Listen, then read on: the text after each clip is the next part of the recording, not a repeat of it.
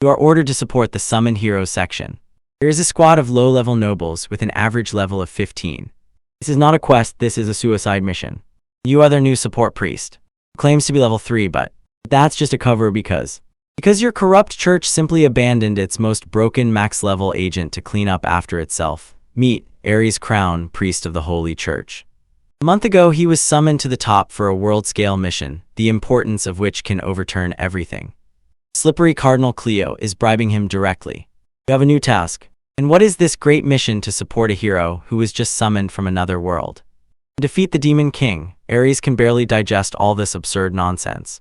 He approaches a rundown tavern to meet the so-called hero team. He finds a group of children playing adventurers. When asked about his level, Ares doesn't even flinch. He tells them a simple, incredible truth. It's 3. Level 3, the whole squad just stares, jaws dropped below their shoulders. A level 3 priest, competing with the demon lord, they immediately write him off. The little mage arrogantly tells him to just stay away from danger. The hero, a silly boy named Tudu, just cockily throws out a fist and has no idea how pathetic his team looks. The others introduce themselves with all the audacity of seasoned veterans despite their miserable levels. Complete joke. Ares just lowers his head as God wills. He tells the company to move forward to get closer and quickly reports to the church himself. As soon as their backs turn away, peaceful priest disappears. In his place appears a cold, calculating agent who plans everything. He pulls out a device, a direct line to the inner circle of the church. Operator, are you on the line? Requesting connection to Central. Line connected. And Ares does not hold back. He literally tears the heroes in the trio apart. Push the hero aside and see what's next. He reports, their level is too low. This is not the party worth even trying against the demon lord. The cardinal laid everything out point by point, and it turned out even worse than Iris thought. Mage Remus, a cozy princess who has never seen a real battle, a pathetic level 10. Sword Master Arya, another level 10, who recently abandoned her sword style. Now she is a complete burden. She's essentially still a novice. These are not heroes, they are expendable junk and a burden that foolish nobles choose to gain fame. Ares explodes completely. Their average level is 15. This is not a mission, it's suicide. If they are not there, they are here dead weight. But the cardinal just laughs, calmly tells Ares, you have to handle this with your level. Ares is stunned. My level, I told you, level 3. The cardinal's smile is pure poison. He teaches cold, ruthless truth. The party is too fragile, their confidence is 0, they need a scapegoat. A low-level priest on whom they can dump the blame, look down on, and feel superior. Ares is a sacrificial lamb for them. He tries to convince them this plan is insane. And the cardinal has already heard enough. He cuts the connection and Ares is left completely alone. Rage in his eyes could burn cities to the ground. He was set up, thrown to the wolves along with a whole pack of worthless children, doomed to take the blame when they all perish horribly. He knows he is not a good person. He is not interested in peace throughout the world. And he also knows if the hero fails, the church will shift all the blame onto the bone setter, onto him, and say, order is order. The church has spoken, and if they want him to carry those fools into the demon lord's castle, he will carry them, but in his own way. The heroes group gathers for the first time, but something immediately goes wrong. Our protagonist Tudu, a legendary hero summoned from another world, is already trying to optimize the team. He looks at their small group of 4 and says, shouldn't we take more people for efficiency? Party leader, a high-ranking priest named Klaus, just snorts disdainfully. He considers Tadu a complete amateur. Tadu tries to explain his logic, the basic RPG strategy from his world. More people, more chances to level up evenly, right? But this is not a game. All his party members just look at him confused, without understanding. Experience points, what is that? Klaus cuts in, his voice cold and sharp. No, there's no such concept as experience points here. He talks about the harsh reality of this world. We grow stronger by absorbing the souls of monsters we have defeated. We call it existence power. It's not about numbers increasing. It's about devouring the very essence of your enemy and making yourself stronger. It's a complete reboot of your essence, and the scariest part.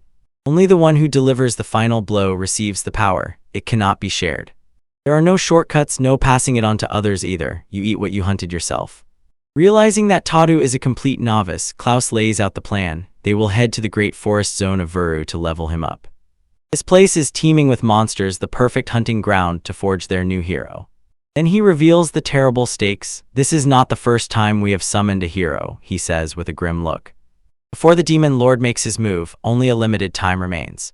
Todo asks how strong the demons are. Klaus does not exaggerate. Against a high-ranking demon, we are like 5 meatballs. He explains that demons are 10,000 times stronger than the most powerful human knights. Their goal is not to win, but to bring Todo to level 30 so that he can escape. But as soon as he begins to talk about strategy, his tone becomes icy. He looks at the 2 girls at the party, Arya and Remus, and says without any emotion, if the worst case happens, Arya and Remus can be replaced by others. He just called his comrades disposable bets. The air in the room freezes. Do's eyes flare up with pure, unadulterated rage. Pressure in the room becomes unbearable. Physical force presses on them like something heavy crushing from above. Remus begins to tremble. He cannot breathe under the unbearable weight of his murderous intent. Todo did not even move, yet he already unleashed hell. Klaus is stunned. This is a high-level technique. It embodies your will to paralyze enemies, a power blessed by the gods themselves. He sharply raises his hand and barely manages to block the wave of murderous intent tearing from Todo. He forces the priest to look him in the eyes. Todo's voice is a low growl. You apologize not for that. He forces Klaus to apologize to the girls he just threw out like bait. The so-called party leader stands frozen in confusion. Who is this kid? Todo looks at him with absolute disgust. Don't speak like Arya and Remus are beneath you. It makes me sick. Klaus trembles and tries to explain himself. He told them about a party of level 80 mercenaries who challenged the demon lord and were completely annihilated so badly that they turned and fled in panic. Meanwhile, he says, gesturing to their group, the average level of our party is 15. He looks as if he could kill with just a glance. Are you called to support us? No, came to support you. Only you are capable of defeating the demon lord. He reveals the darkest secret of the world. The hero's summoning is the last salvation. For this to happen, your death will be the end of this world. And with the final dagger flourish he shows, the parents of Arya and Remus commanded them to protect the hero even if it means sacrificing their own lives. The burden of all this, the whole world, their lives, incredible odds, all of this falls upon Todo. Pressure is incredible, a trial designed to break any normal person. Become stronger than anyone, Klaus commands, defeat the demon lord. If you don't want your allies to die, there is no other choice. For a moment's silence, the action is crushed, covered by a wave. But then everything changes. He raises his gaze and there is no despair. In his place, a terrible, collected silence. I see, he says, there is such a way too. Klaus feels a chill running down his spine. This is not the reaction he expected. Todo's mind has already digested the mental darkness and spat out one simple word. He slams his fist on the table with force and his eyes blaze with a mad fire. There, that's all, I just need to win. His mad, unwavering faith ignites a fire in the girls. Klaus is sweating profusely without stopping. He came here to lead the hero, a beacon of hope. But now he is just staring at something completely different, a man who looked into the abyss and simply smiled back. This hero, he has a few screws loose, and maybe that's exactly what the dying world needs right now. Ares wakes up, and his first thought is not about saving the world. He is only worried about one thing, how he got stuck with this unbearable, extremely sarcastic playboy hero. The so-called heroic company immediately starts scolding him for being late. How to make the hero wait? They hiss loudly. Ares, a normal, legitimate priest, calmly explains that he was just reading morning prayers. You already feel the tension. This party is a complete disgrace. Hero Todo keeps pushing upwards, behaving arrogantly and demanding respect. But Ares is not one to play such games. He looks this hero straight in the eyes, condescendingly taps him on the head with his palm, and essentially says, "Grow up." The hero is fuming with anger but can do nothing. And the company starts whining about the long road ahead, an exhausting 5 to 6 hours in a horse-drawn carriage. Ares only barely smiles. Don't worry, he says, I have already prepared something for us. And what he reveals is not just a cart, but a legendary class of magical carriage, a masterpiece of divine engineering art. While the hero, the party is still picking up their jaws from the floor, they are already rushing down the road in full luxury. Suddenly, goblins jumped out from the trees at them. But before anyone can snatch the sword, the chariot itself strikes back. Springs of pure energy burst forward. Monsters instantly evaporate on the spot. This is not transport, a mobile fortress with an automatic kill switch. And where is the hero at this time? Bent in half, face green from helplessness. A pitiful legendary hero who is knocked down by a soft ride. Ares has to waste a healing spell to finally make him stop whining. A wonderful start to saving the world. They arrive in the village, and the chief meets the holy brave one. And when they prepare to enter the forest teeming with monsters, Ares finds a fatal miscalculation in their team. He returns to the royal mage, Remus, a girl from the legendary family of elementalists. Her specialty is fire, right? He asks. Do not use this in the forest, we cannot risk a fire. She looks at him completely bewildered. Then how am I supposed to fight? Aries confused, just take another spirit. Water, wind, anything will do. Her answer is shock, I can't stand it. There are no others. The air suddenly chills. The direct heiress of the Duke of the God tier level, blessed by spirits since childhood, and she can only be reduced to one element. Aries just crisply and flexibly tears. Are you serious? He roars and grabs her. I am not here to babysit you with one trick. You are a complete loser. He publicly verbally crushes her. Truth thunders like a clap of thunder, and their main fighter for the future mission is completely helpless. Angry lightstorms break out and rush away to cool his head. This is no longer a joke. He immediately contacts his boss Cardinal. This is a mission failure, he reports. The mage is a burden. I need a replacement right now. And the answer, Cardinals, is a death sentence. No, there will be no substitutions. And he drops an even bigger bomb. By the way, their average level is 15. Good luck. He was sent on a world-ending mission along with a bunch of rookies. Aries understands he was set up. This is not a task, this is a suicide squad, and only he can bring them to the end. He asks if this is an order from his own god. The Cardinal confirms. Having no other choice, Aries quietly curses his own deity under his breath. He is stuck with a senseless hero and a mage whose only magic will burn the entire forest to ashes. Now everything is on him. He needs to figure out how to pump these dead burdens and somehow force the mage to build a new spirit from scratch each time with a contract. Get ready, your mind will be blown. Our guy is no longer a hero. He is the one who controls the hero, suggesting what to do while the so-called legendary daredevil basks in praise from admiring peasants. News of a new trouble presses on their doorstep. The local leader almost falls flat, begging the hero to save them from some monster. Now his senses are screaming. Something is wrong here. This whole situation reeks of suspicion. The hero's team hears that the target is a gray shell plant and thinks some overgrown weed. Pathetic. Now he knows better, it's not a plant, it's a dragon. Others start counting party levels, chatting about how a level 56 might barely manage and how she wouldn't cope. They look at their brave hero, expecting him to straighten his shoulders, puff out his chest, and accept the challenge. Now he simply cuts through all the noise. I am against this. The air freezes. The hero freezes as if stunned. Mao doesn't even flinch. We don't have time to deal with this trifling matter. I can't allow the hero to do something that would lower his value. Cold, calculated, fierce. He is chewing for the unsuspecting. The hero is only level 15. Climbing against the dragon is a suicidal run. The hero, blinded by his own hype, begins to spout nonsense about his duty to the people. I'm a hero, he declares. Patience is over. Your duty is to defeat the demon lord. Nothing more, nothing less. Stop doing everything unrelated. Then, final move of power, he grabs the stunned hero. Trust him, shouts Aries, crowning his companion, but it's already too late. The decision is made. He turns to the village elder. If the gray shell is gone, the problem is already solved, right? He sends the hero to hell and declares that he will take everything upon himself. Clenching his fist, now makes a vow. I will crush every obstacle that stands in our way. This is no longer a party. This is a show right now. He heads straight to the lair of the local Woolvest mercenary guild. A place full of elite killers sharpened to a crisp. He finds the strongest-looking hunter and makes a request to tame the monster. I need everything done by tomorrow morning. The hunter simply smirks condescendingly. Now he names the target Grayshell plant. The entire tavern bursts into laughter. The brazen mercenary flies into his face. Go home, priest. No one here would accept that. Big mistake. Now he simply raises his hand. From his palm bursts a pillar of divine light, a healing spell of godly level, so powerful it purifies even the very air in the filthy tavern. The whole hall of fierce killers freezes. Hugs hang halfway to their lips and jaws drop to the floor. They have never seen such magic. Now that he has caught their attention, he proclaims his terms. I am looking for the one who holds the title Dragon Slayer. The reward is simple. Let them take the entire dragon corpse. The skin for god-tier armor, the bones for legendary weapons, the organs for priceless medicine.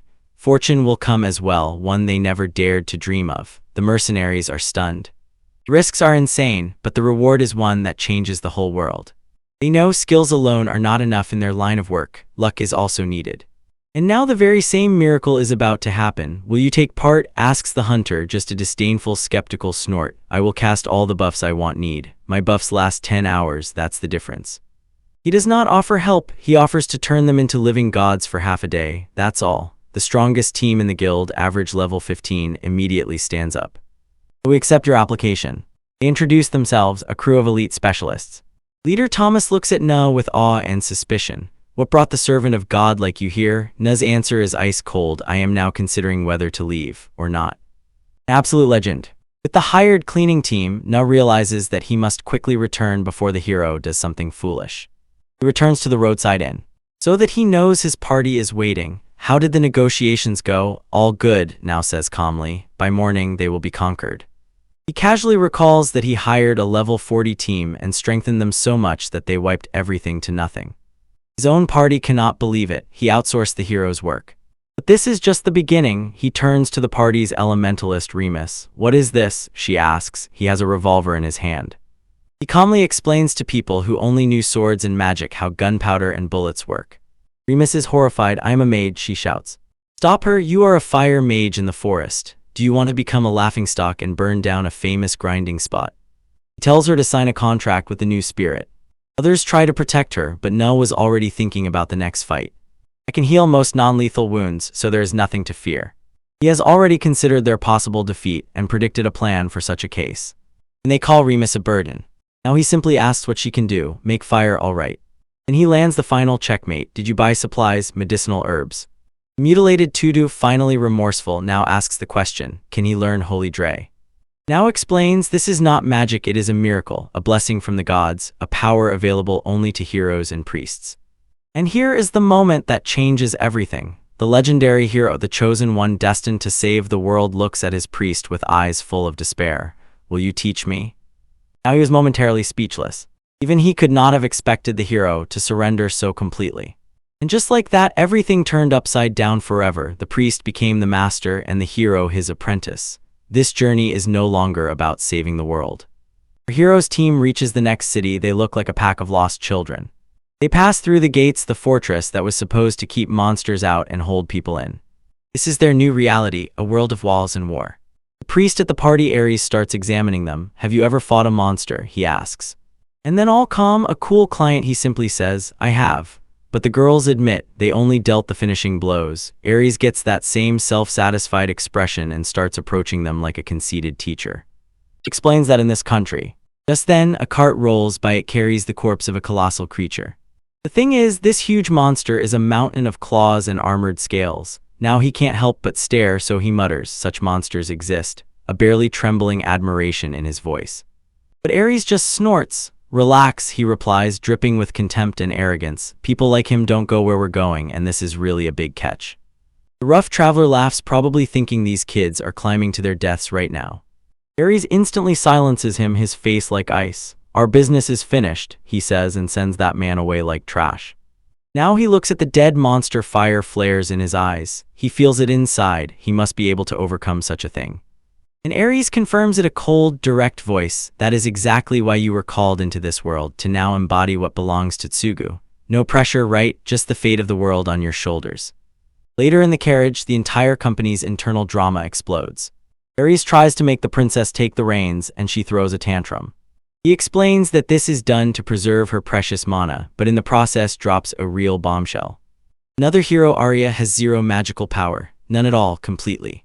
The entire rest of the crowd collapses. The heroine has no MP. How is she supposed to fight? It's a death sentence. Another summoned hero, Summa, just watches, almost drooling at the thought that she will be useless. Ares explains that there is a workaround, a crystal ball that can store MP for her, but it's essentially just a tweaked battery that needs constant recharging. Mood is gloomy. The princess trembles with rage, realizing that their party has a critical weakness. But Ares tells her to just pull herself together and endure. He teaches her to stay the course, and we learn a grim fact. 15 days have passed since they were summoned. They have only 17 days left before the demons notice them. Clock ticks, and right on time the forest comes alive. Monster, a distorted creature of wood and furious rage, emerges from beneath the earth. And before anyone can scream, everything already merges into continuous motion. With one smooth strike, he destroys the beast, slicing it cleanly in half, the so-called priest Ares. He just stands still, the sword buzzes as if he just swatted a fly. The team is in complete awe. They say, this is amazing fencing. Ares asks if he is tired. Nao's answer is legendary. No, this was my first time holding a sword in my life after being called here. Easier than I expected. Let this settle. He has never trained. He is a true natural, a wunderkind of violence. Ares tears his thoughts apart. He must immediately check the status. Now he says he needs to touch him to check his EXP. After a moment of hesitation, Now agrees. Aries places Now's hand on his forehead and begins whispering a spell, Bless of AZ Greed. A dazzling flash of golden light bursts from somewhere. Aries falls back, his face frozen in a mask of pure, unadulterated shock. He cannot believe what he sees. It turns out you already have enough EXP to level up, he says, his voice trembling. The others are confused. Would the church send a low-ranking priest who cannot perform a simple ceremony? But what Ert says next shatters their understanding of this world completely. From now on, you are level 16. One fight, one low-level forest monster, and he jumped from level 1 all the way to 16. The system broke not just like that. Now it has been thoroughly broken over the knee, and this makes one doubt whether the game rules work at all in this world. Aries tries to gather himself. He shows the basic skill of a priest creates holy water. He draws river water, lifts it up, and utters a simple prayer. Bang, this water has now become holy water at 100 lux per bottle. Now Novice confused. In his world, prayers give nothing. This is a sharp reminder he is far from home. Aries, noticing his distrust, orders to try. He says he said a prayer. Aries boldly thinks to himself, now he has no faith of a true priest. Now he holds the bottle, closes his eyes, and repeats those words. The bottle does not just glow, it explodes with divine holy radiance, a miniature sun in his hands. Aries' jaw drops. The power flowing from Nu's blessing is from a completely different dimension than his own. He finally realizes the terrible truth. Nu is not just powerful, he is favored by the gods. And at that moment, Aries' self-satisfied expression completely cracks. He exposes the terrible truth about the summoned hero. Divine protection is a lie. This is a one-way ticket, a death sentence. It's as if they force me to buy a lottery ticket where I can be cheated. He whispers, and guilt weighs on him so much he can't straighten up. The attempt to move further on Aries demonstrates advanced technique, third class of the purifying hexaol barrier. He couldn't understand anything. He didn't see Aries use holy water even once. Aries explained, I did, sprayed it all around. He just stepped on the ground where he had just spilled some water, that's all. This is the super complex technique. Now the creature, literally blessed by the gods who can jump 15 levels in one fight, looks at Adam and probably thinks how pathetic the real strongest in this world look. The gap between them is no longer a gap, it's an abyss. The hero's team lived on rations, lost in a forest full of monsters, and the so-called holy man Aries decides it's time to give a lecture. Now the hero is gnawing over real food and Aries snorts disdainfully. Suggest we eat monsters, he now asks, gripped by horror. Aries leans back with a self-satisfied smile, as if about to reveal a sacred truth. He explains, gourmet hunters eat the highest level monsters, but of course his own faith forbids it. Oh, what a righteous man! However, in the very next moment he admits, the church closes its eyes because somehow to survive one must eat. What a miserable two-faced fraud. He looks at this idea with disgust.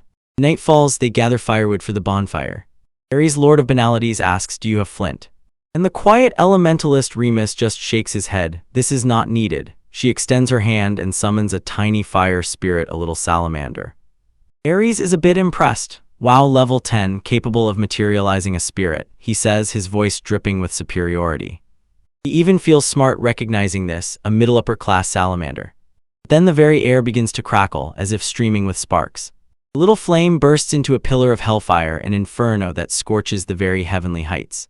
Aries' smug smile melts away, it completely disappears, his eyes widen in pure horror. This is absurd, he shouts. This is not a salamander, this is the god bully Ifrit.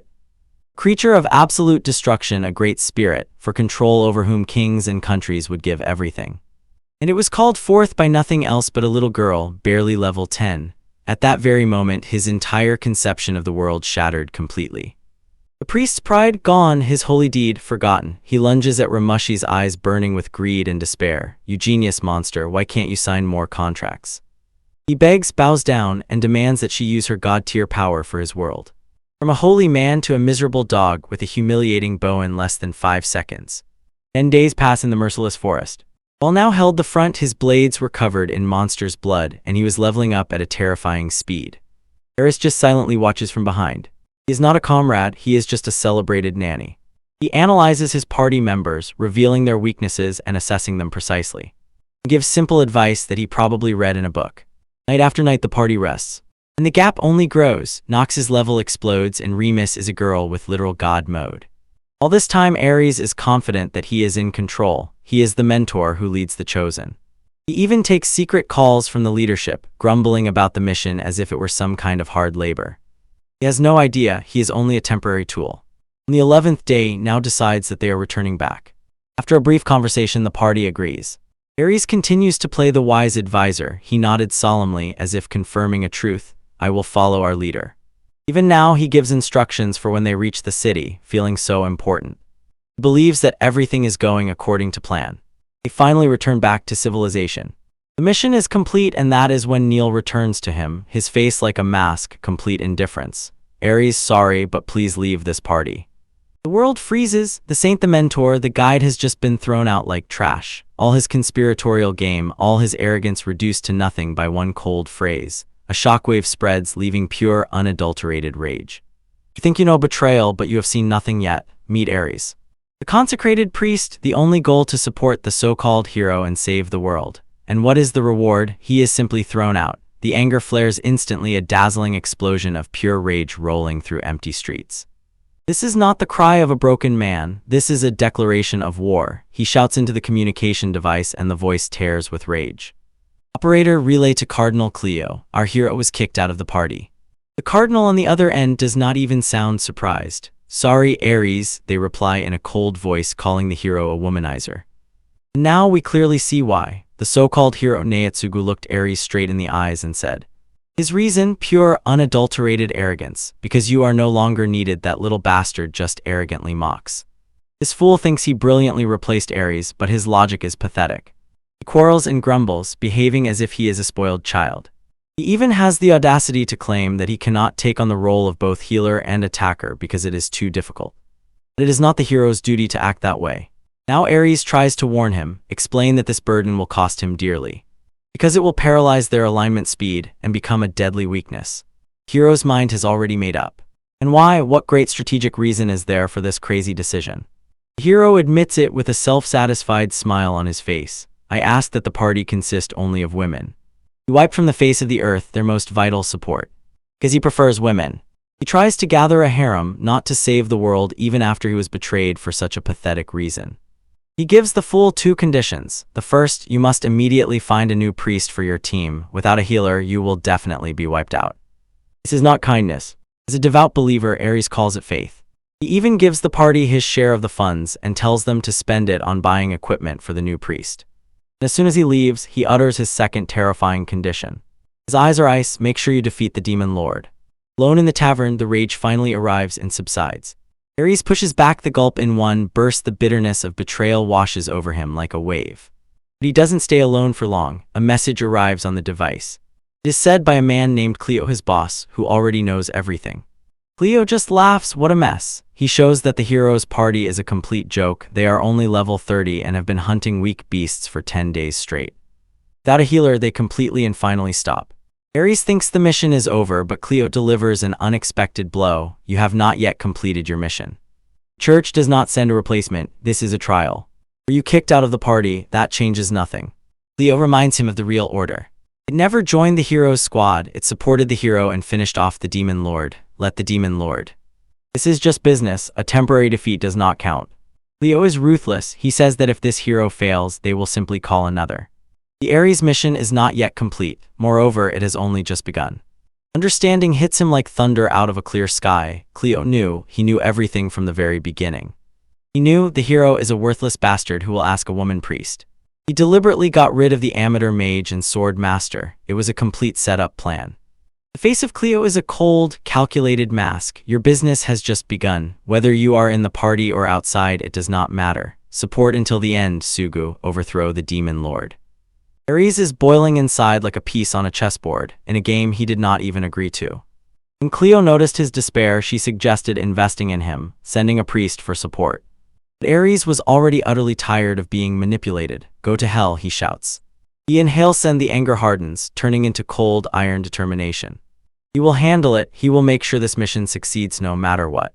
From the shadows, he will give the support that pathetic hero needs to win. Next day, Aries waits on a crowded street. How can he find the person Cleo sent in this crowd? Suddenly, a quiet voice calls his name. He turns around and behind him stands a girl with an impassive expression.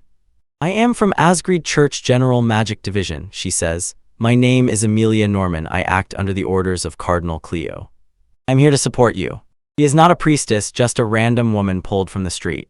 Aries is furious. He needed a skilled healer for a party of worthless losers, but instead they sent him a complete zero. He cannot believe the absurdity the church's bureaucratic machine has reached. This girl, Amelia, just blinks not at all and looks at him as if she notices nothing. Aries just thinks, are you serious? He cannot let this go. He sharply grabs his communicator and is ready to give someone a real reprimand. He has switched to the church's main department, but this is not his usual contact. This is some new girl, Stefan Bonnet. Aries has no time for politeness. He mumbles clumsily, demanding to be connected to the main boss, Cardinal Cleo. Cardinal picks up and immediately switches to calm, as if nothing happened. But Gemini does not like it. He lays everything out clearly. The woman you sent is not a priest. She has no symbol. He even points out the obvious. I thought you no longer fit into the hero party. But the Cardinal just brushes it off. You ask her yourself, he says with the arrogant tone of a man who knows everything. He even has the audacity to claim that he had high hopes for Aries. Aries tries to be the only adequate person here, suggesting a real candidate, Stefan Bonnet, the youngest operator in history, a wunderkind with insane holy power. Surely she would be better than this random girl, right? The trump card Cardinal smiles through the call, as if there is another option, but you will refuse. He names a name so cursed that Aries' blood runs cold. Name whispered with fear, Matt Eater. Aries knows this name. Gregory Regions is a complete madman who knows only offensive holy magic.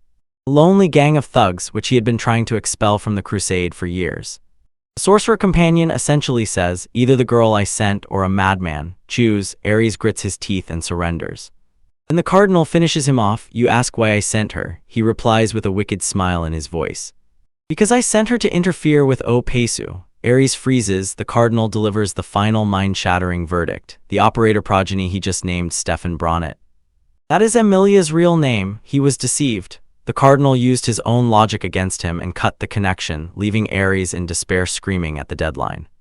Aries looks back at Amelia, and his thoughts race endlessly. Everything falls into place. She is not some random girl, Amelia Norman, a former operator, his. He asks her level, expecting nothing. 55, she says calmly. Aries is stunned. For an office worker, that's already too much. And at that moment the whole plan shifts. A slyly brilliant idea ripens in his mind. She's not a priest. Wonderful, she is a spy. The manager did not send him an escort with a healer. He sent a secret weapon. Aries sees the entire chessboard. It was not a mistake. It was a god-tier move. His incompetence in battle is actually a blessing. It gives him complete freedom to act from the shadows. A slow, predatory smile spreads across his face. Fortune smiles upon me. He hears the heroic party has just accepted a quest to conquer the dragon. Absolute morons. They rush down the highway to hell, and Aries is about to become their shadow savior. He turns to Amelia, his eyes shining with genius. Amelia, he declares, I have a plan. He lays out the main move. We must act quickly before the hero wipes himself from the game. Aries points a finger at her, and cold authority flows in his voice. Amelia, you will join the Tudu party as a priestess, support them, and give me information. This is it, the perfect infiltration, the ultimate checkmate against the hero and the Cardinal at once. And Amelia just looks at him with dead eyes and says, the whole world of Aries shatters into pieces. His jaw drops a complete, uncontrollable shock. All his 5D chests, all his masterful strategy destroyed by two simple words. Our guy Aries has just been betrayed and kicked out of the heroic party like last year's trash. Is he crying? Is he begging? El Nof's in the tavern, and thoughts race through his head at millions of kilometers per hour. Suddenly, a mysterious woman, a priestess, sits opposite him. She looks him straight in the eye. Her face reveals nothing. And she asks him a simple question, and everything changes because of it. Why? What do you think? Why did the hero invite these particular girls to the party? Aries' eyes narrow. He continuously chews on this thought. It never forms into logic. The kingdom sent the hero Tudu two noble daughters. Yes, they have potential, but they are thoroughly permeated with flaws. From a tactical point of view, this is a trash strategy. He pushes him again. Tell me. Her voice is cold, demanding. She already knows the answer. She wants to check if he has enough intelligence to see the terrible truth. And Aries, our absolute genius, insightful, throws in the truth that sends chills through the whole room. He leans closer, whispers low, it's blood. Exactly, this whole scheme, this whole party, is to get the hero's blood. The kingdom is not trying to support the hero, it seeks to possess him. They want to create a royal bloodline with his divine power and pass it through generations. They sent these two girls not as warriors but as breeding mares, one from a military family, the other a daughter from a secured noble house. Both were sent with one disgusting order from their parents: sleep with the hero. And that so-called hero Tudu figured it out. He understood the disgusting conspiracy and saw in Aries the only person smart enough to expose everything. That's why he was expelled. Aries was not weak. It was a threat to their dirty little secret. The priestess looks at him, something flickers in her eyes, and she quiets. A terrible person. She is not mistaken. Aries' mind is a weapon on the level of gods, but Aries is not finished yet. He flips the script. You bet on efficiency, he says, and his gaze seems to cut through her mask. And I will ask you once more. He leans in very close and his voice drips with cold. Why did you, the bride of God, ask me to carry out such a task? You are a disgusting woman, he declares, and this is not an insult but a fact.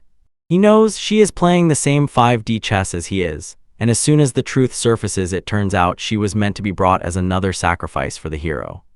She is not stupid. She knows what to do is just level 27 punk. She is not some fragile girl waiting to be used. She played her game, laid everything out on the shelves, and refused to break her faith for their pathetic scheme. Her mission was simple: join the party on the cardinal's orders, nothing more. Aries smiles, and the church also moved behind the scenes. This conspiracy goes deeper than he could ever imagine. The cardinal who sent her is a ruthless man, one who will go to any lengths for his goals.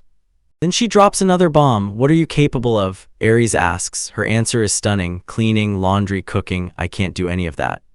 Fight the most mediocre holy magic, and yet I am afraid of monsters. A woman in company is completely and utterly worthless, but she has courage. She fears people more than monsters, and in this rotten world, that is a sign of true wisdom. Aries grins. This is perfect. Since you won't join the heroes, how about we kick their asses? In the shadow, they forge an alliance. She agrees immediately, acknowledging it is her own will. She herself signed up for this. Started. Did you sign up? The blood of Aries grows cold. She was not chosen. Herself voluntarily took this path. His eyes narrow to slits. A cold realization strikes like lightning. Are you joking? This woman is not a figure on the board. She is a player, a monster-level intellect just like him. The game begins the next morning. He appears in the official form of a priest. Aries suddenly realized her entire persona yesterday was a lie. They stand in front of the great church ready to set a trap. Adu needs a priest to fill the gap I left, explains Aries. He will come here to recruit one. He already anticipates every step of the hero. She is the perfect bait. Aries lays out the plan. The hero's team will approach her, invite her to join them, and she will become their spy from within. He tells her that she can accept it without fear. But then she stares him down, not backing down an inch, and throws out a single word: thunder, in the silence. At that very moment, the heroine's company emerges into view, completely unsuspecting. They think they have everything under control, but they have no idea that they have just walked right into the sights of two brilliant masterminds who will now burn their entire rotten world to ashes. One, called the hero, was supposed to be humanity's last hope, but now he is a complete, utter failure. While Aries waits, his intelligence confirms the worst. Adu, the golden boy, has just failed the simplest priest exam. The test was a joke, just cast the lowest level spell for 2 weeks straight. Any normal priest would have passed, but Tadu, he completely burned out his life force, collapsed from exhaustion. His party calls his growth abnormal, a sign of talent. But Aries sees the pitiful truth: work has power, but he is a spoiled child who has never had to face a real threat. He lacks backbone, despair, the will to survive. And Aries is about to give him an intensive course. Suddenly, a new task arrives. A monster called Glacial Plan appeared. Aries explodes. This has already been done, hasn't it? While these fools were sitting and babbling, he had already resolved that threat. Only one conclusion follows: inaction or corruption. He does not hesitate. Aries storms the office of the village head, face like thunder. Did you report the second monster? He demands that your voice drips with ice. The vile leader tries to pretend to be a fool. Supposedly, he needs to send a team for investigation and enlist the hero's help. He hesitates, trying to use misfortune for his own benefit, and worse, looks at Aries condescendingly. You are no longer a party member, right? The fool smiles, slyly, completely indifferent to the god of death he just offended. That was his last mistake. Snapping his wrist, Aries unleashes a stream of holy power on everything around. He not only hits the boss, the wall next to his head disappears completely. A statement of absolute, invincible power. The chief freezes, his face pale with horror. Aries leans forward, his eyes flashing with divine wrath. I am no longer in the party. I am carrying out a mission from the church. Anyone who stands in my way is an enemy of God. He grabs the man by the collar, and his voice growls low. When the dirt is cleared away, Ares reveals his main plan. It is Oda who goes to his grave too weak and naive to survive. Ares could simply erase all threats, but that would not make a true hero. No, his plan is much more cunning. He will allow Tudu to fight the gray shell plant. He will find the monster, squeeze the life out of it to the last limit, and serve it on a silver platter. He will weaken it just to the point where Tudu is driven to his absolute limit, a fight for life itself, before delivering the final blow to gain a huge EXP boost. This is a leveling scheme to god level. Emilia offers to help, but Ares is already in motion. He told them that even finding the monster's location would take half a day. He lied in a few seconds and already far into the forest. His senses scan the space around. He finds them instantly, but there is a problem. This is not some ordinary gray shell plant. He takes a step forward, his power flares up. This thing is the best of the best, a real monster, a completely different level. Another warrior has retreated. Ares is just cracking his joints. He disappears and a blur, fists fly into the monster's skin, striking like meteors. Beast tries to speak to bark out loud, throwing a challenge. But Ares doesn't give him a chance. You can't tell Tudu anything strange, he mutters, preparing a strike to crush his throat. He drives it into the ground, a merciless surge of pure power. A shockwave from the devastating fight rolls through the forest, raising alarm in the hero's squad. They appear just as Ares takes a step back, and they are extremely shocked by what they see. A higher monster broken, a painful sizzle, completely defeated, a miserable scoundrel. But it's not gratitude, it twists him with disgust. How cruel, he whines. This thing can no longer fight. I became a hero not to oppress the weak. Such naivety, it drives me crazy. Ares doesn't believe his ears. Are they proving it? The thought rushes through him. Maybe I weakened him too much. Enough with the pointless arguments. Ares grows in size and gives a new command: heal him. A wave of light covers the monster. And the impossible happens. The terrible plant beast dissolves and turns into a girl. Ares is perfect, but the calculated plan suddenly completely falls apart. The only thing he can do now is silently observe, constantly irritated. This just became much more complicated. Our Ares stands alone in the forest, but he is not hunting some ordinary low-level monster. He is cleaning up the dragon's aftermath and now turns into a human girl. While others would already be panicking, Ares is 10 steps ahead. His mind calculates all possible consequences, and the support only gives him hints, talking about politics and alliances with some far-sighted kingdom of dragon knights. They drone on endlessly trying to play chess, while Ares plays 5D chess through different timelines. They just don't understand. Even his own party comrade Emilia has the audacity to lecture him. She calls him out for a conversation and says that his weakness is that he tries to handle everything alone. He calls his god-tier solo carry mindset a fatal flaw. Worthless, she can't even imagine what it takes to operate at his level.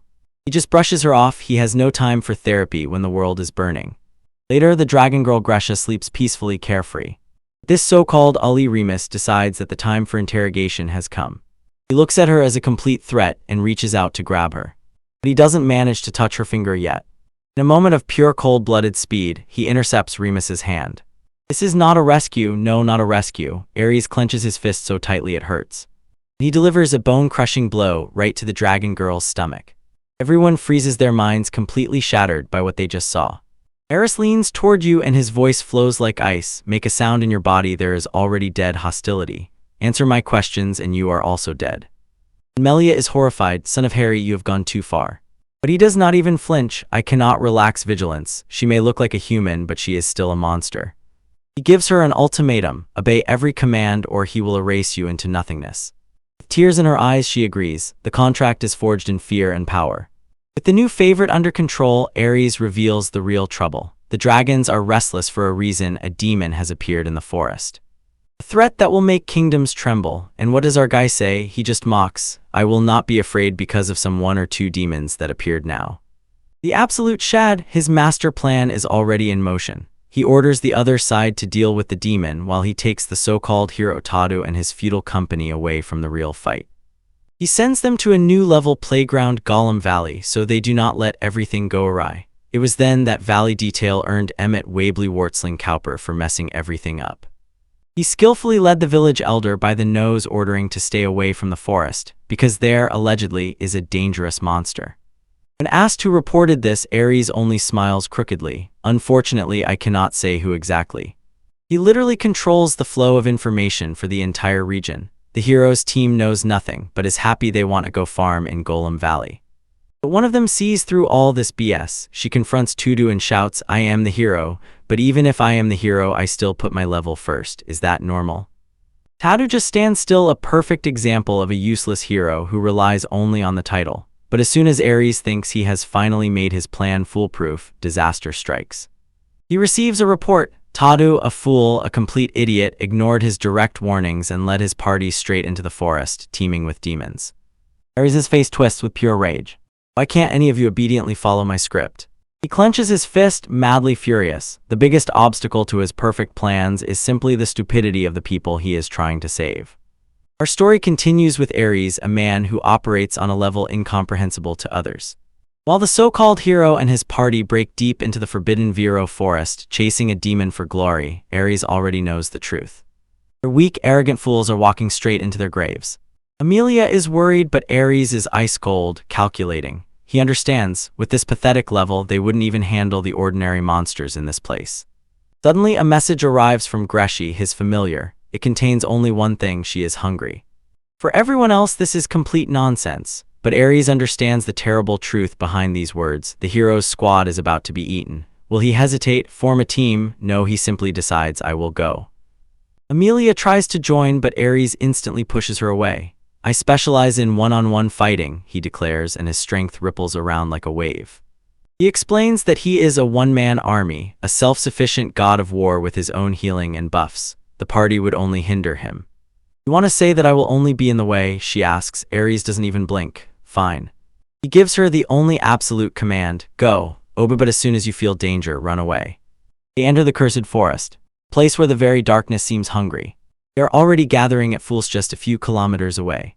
And then with the shadows ambush, a monster jumps from the trees. Before Amelia can even scream his name, it's over. Ares doesn't even turn around. With a single wrist movement, he completely destroys the beast, and it turns into a bloody mess on the forest floor. He shakes the dust off himself as if shooing away a fly. "Sorry, what did you say?" he asks. Not a drop of sweat on him. It was nothing, less than nothing. When night falls on the earth, the aura of the forest changes. It becomes distorted, even more cruel. At that moment, Ares's eyes suddenly widen. He feels it, such an incredible pressure that can crush mountains. "Aresen?" asks Amelia, gripped by horror. His voice is deathly serious. It is far away, but impossible to confuse. "Something big has appeared," he says this, his gaze fixed on the darkness. "I will conquer her." This is no longer a rescue mission. This is a hunt on the level of gods. He gives Amelia a new order, an absolute command. "You need to play a different role. Her task is to find the hero's party and get them out of here, no matter what." She feels worthless, asking, "Am I in the way?" Ares's answer is harsh. "No, we are just dividing our roles. You search, I kill. This is your job." This is not about her feelings. This is about efficiency. This is about survival. Amelia clenches her fists and her determination grows stronger. She agrees to one condition: if it gets worse, run. An empty request. Ares does not run from fights, he finishes them. But what about the heroes they are trying to save? They notice absolutely nothing. While the god of war strides toward the abyss-level threat, these kids grumble that they are hungry, pulling out the carriage as if it were a picnic. The audacity is simply striking. Meanwhile, Ares turns into a blurred trace, a ghost racing through the moonlit forest. He is a predator that sneaks up on his prey, jumping through the trees like a spirit of vengeance about to catch up. He stops. "Found it, Amelia," he says, his voice firm. "I have bad news." He stands face to face with the source of that suffocating power. This is not some random boss monster. Not at all. Slowing down, the other side was sent to conquer. Does Ares flinch? Is he afraid? No. His eyes blaze with the thirst for battle. He looks straight into the eyes of the Lord of Demons and makes a short, terrifying announcement. Fight begins. In the forest shrouded in darkness, a predator lurks. This is not some ordinary monster. This is a high-ranking vampire, a creature of pure malice that merges with the shadows, a true black blood. Tonight he hunts, but the figure he finds is not his prey. Our guy Ares stands as an immovable obstacle against the inevitable force. The vampire snorts and tears into attack lightning fast, like a flash. But Ares deflects the blow without even breaking a sweat. The vampire mocks him, calling his little golem boring. His gaze filled with the arrogance of a creature that considers itself at the very top of the food chain. He chatters incessantly, boasting about his power, and treats it as if it were a game. "The difference between our forces is incredible," he snorts disdainfully. "You cannot defeat me." "Oh dear summer child, you have no idea who you are talking to." Ares does not utter a word, he just moves. In a moment of blinding speed, he is already on the vampire, a white-hot sphere of energy flares in his chest, growing. He dodges the desperate counterattack and sharply throws his hand forward, piercing a hole through the vampire's shoulder.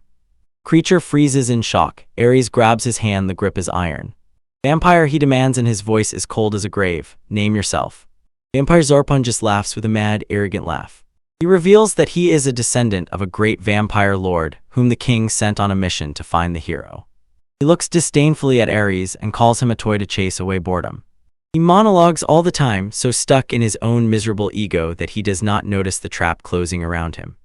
Ares just listens, gathers every scrap of information, and then throws in the most deadly phrase of all. My name is Ares Crown, he says, and his voice flows with pure, unquestionable power. When your king is looking for Zarpan's eyes widen in pure horror. Ares finishes the phrase and says, I am the hero. He raises a cataclysmic explosion of holy power, and it vaporizes the entire forest around them. Shockwave tears through the trees, it can be seen for miles. Tattoo Party, the so-called official heroes, are completely stunned. Fight is not over yet, Zarpan is still standing barely. Ares does not even flinch. I am glad you are not going anywhere, he says evenly, coldly. You understand, Ares did not just intervene in the fight, he entered a death chamber he built with his own hands. The entire area is sealed with a divine-level barrier. He prepared it in advance, a prism that suppresses dark forces and does not allow them to escape. This was not a coincidence. This was a planned murder. You are strong, but you have no combat experience. Accept God's verdict. Solid beam of light, the smell of a photon, strikes Zarpan, shooting it across the clearing. He shoots again and again relentlessly, turning the vampire into a rag doll. And the vampire has one last trump card, the protection of an evil god, a shield that nullifies most of the damage. Ares understands, so much damage has already been done that it is enough to kill him 3 times. Zarpan will burst out laughing, thinking he is safe, and what a stupid parody he makes. Ares' smile is terrible. Everyone has that impression, he says, and I am a healer. Vampires writhe from distortions and misunderstanding. You are a monster. Ares leans forward, his eyes flashing with terrible power. I will kill you until you die. One more moment and the final blow should land, but the so-called heroic company crashes into the barrier and Ares' concentration shatters. Adu the fool tries to play the hero, shouting behind you. Ares doesn't even turn around. He just releases another judgment ray, wiping the monster off the face of the earth that Tudu was still fighting, and orders him to stay away from his affairs. But the damage is already done. Because of his boundless stupidity, Tudu grabs the hammer that was the catalyst of the prism. Ares' eyes widen with rage. Leave it like that. The fish gives them our Wenjulit and Tongramadine, Vaximadine, Vaximper. Too late, the support shatters into pieces. Zarpan is free, his wounds heal instantly, and his strength returns under the full moon. It must be hard to have a foolish friend, he mocks. He believes he has the advantage because Libra lost their chance. Time for the second round, he announces. Ares just increased the size. Are you stupid? Better run now, vampire, but Zarpan insists. And that was his last miscalculation. Ares bursts into motion, swiftly, but this time he is not with a dagger. He holds a mace. It must be only a mace, he thinks just before breaking the vampire's face with one brutal blow. Blood splashes everywhere. Zarpan is horrified. He could have escaped. Why is Ares playing with him? He feels his very life force tearing from his body, energy exhaustion. Ares is not just killing him, he is absorbing his power. In a desperate final attempt, Zarpan transforms into a bat monster and tries to fly away. But Ares is faster. He leaps into the air and slams the beast back to earth, tearing its wings to shreds. He lands, inciting the shattered beast. If there is honor in the blood of your ancestors, come at me with everything you have. Vampire finally admits defeat. But he swears he will return for revenge. Ares only snorts mockingly. Do you think you will have the next chance? With the last mad laugh, Zarpan begins self-destruction, preparing to explode in a way that will take everyone with him in a massive blast wave. Tudu screams in horror. Ares just raises his hand. World Sanctuary. A dome of golden light envelops the explosion, completely containing it. It contracts inward and vanishes into oblivion. When the dust settles, Ares stands still without a scratch. He just saved the idiots who almost killed him and smashed the high-ranking vampire to pieces as if it were a routine Tuesday event. Reporting to his superior, mission accomplished, ready for the next phase, going to hunt the demon lord Kronos himself. True professional. Meanwhile, the heroic gang causes a real collapse, realizing how completely and utterly useless they are. But their biggest problem is not weakness. The problem is that her holy armor has now become too tight. The chest keeps growing along with the levels. While the real hero is somewhere saving the world, the fictional one is crying because he can't fit into a bra. They get stuck in a few dusty mummies and the dust mercilessly destroys them. One of the survivors breaks back, pale with horror. They were slaughtered, she whimpers. Ares doesn't believe his ears. He was wiped out to zero because of what? Because of the dungeon boss, because of the legendary beast. The weakest in a week, Ares is simply stunned by the blatant incompetence. He learns the pathetic truth to act with holy courage. The beacon of hope for humanity trembles from the undead. The hero is afraid of ghosts, complete nonsense. Even his companion Amelia can't believe it. This is not just a weakness, a critical failure that could doom them all. How can they fight the demon lord if their main damage dealer pees in fear as soon as he sees a skeleton?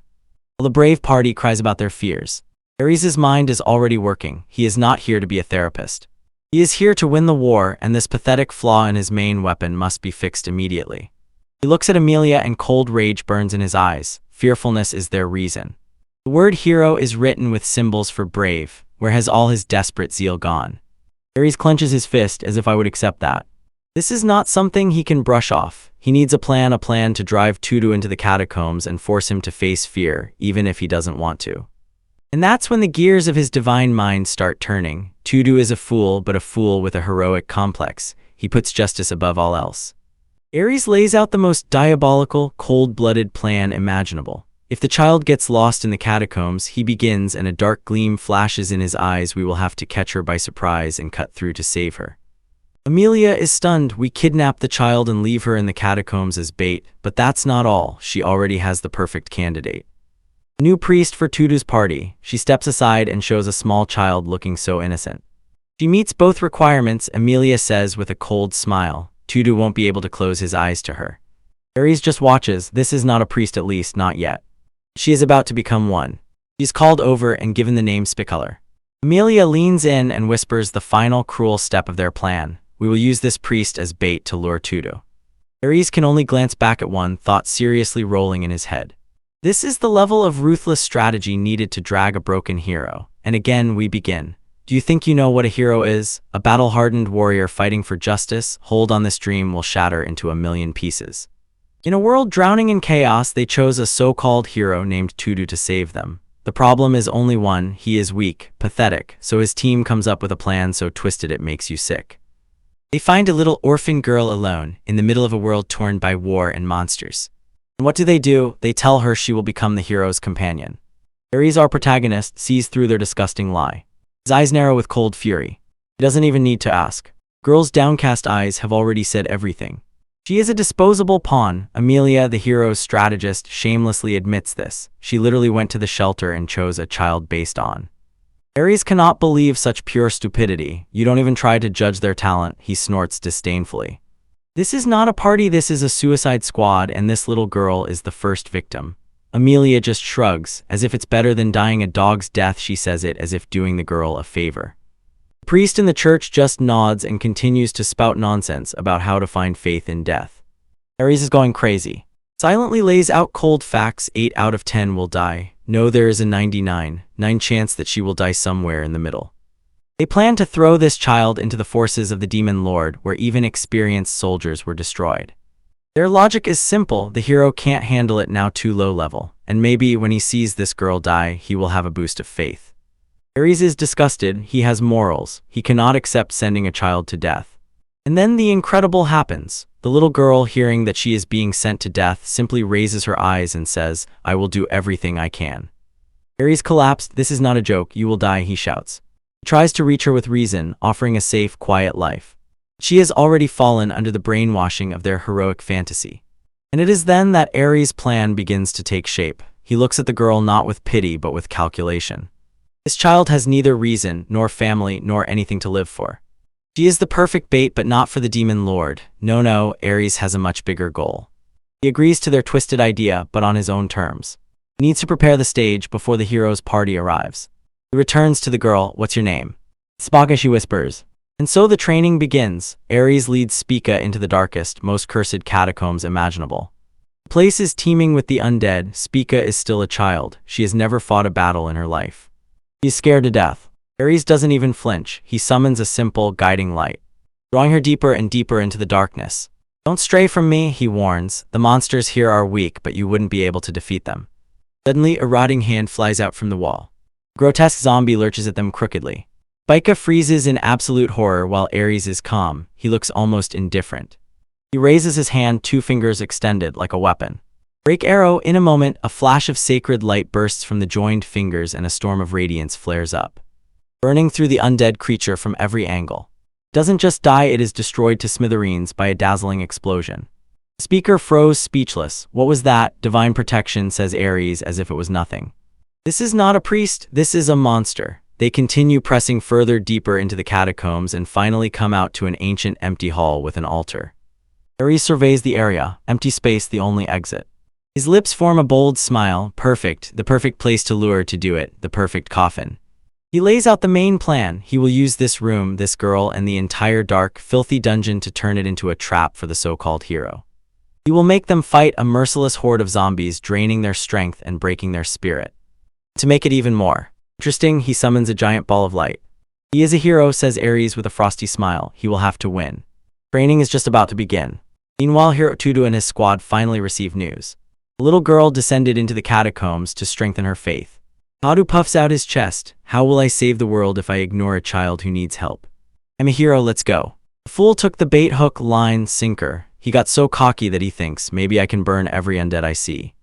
They arrive at the ruins. And what do they find? A lonely priest who is praying. Tudu's party instantly became interested.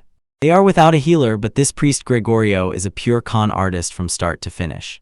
Such a kind of weirdo who can't even properly use healing magic. While they are distracted by this absolute clown, they have no idea a real monster is watching just a few steps away. The scene is already set, the actors are in place, and the hero has just walked straight into his own grave.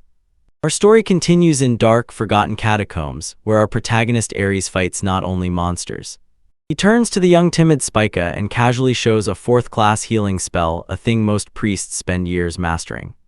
Spica lifts her gaze, eyes wide open, full of admiration. Ares just curls the corner of his lips into a cheeky smile. It would seem the hero has managed to learn everything at a glance. The message is clear, the bar is not just high, it is in the stratosphere. Because Rak did not come to train a secondary character, he came to break the very leveling system. Suddenly mummies crawl out of the darkness, hobbling like from a nightmare. For a child, this is truly a scary sight, but for Ares, just a training target. He hands Spica a shining mithril dagger soaked in holy light. And then he unleashes the nastiest flex imaginable. With one lazy flick of his wrist, he casts Holy Bind. In a moment, chains of pure energy burst from the ground. They bind the undead where they stand.